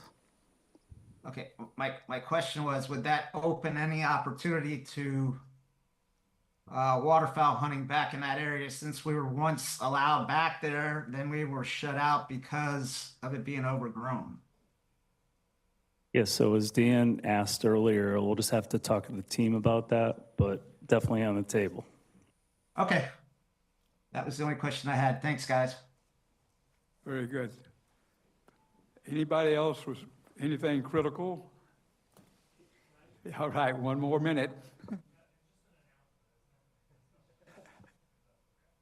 So if anybody spends any time in the woods and you come across an animal track and you're like, man, what is this? I really want to learn how to identify tracks and identify where animals live. We're hosting an event this weekend on Saturday. It's a scouting workshop. So if you're interested in hunting, learning how to figure out where deer, hogs live, it'd be a great event. Or maybe you just want to take pictures of them. Same thing applies. So it's going to be at Captain Kenny's hunting and fishing store in Jupiter Farms.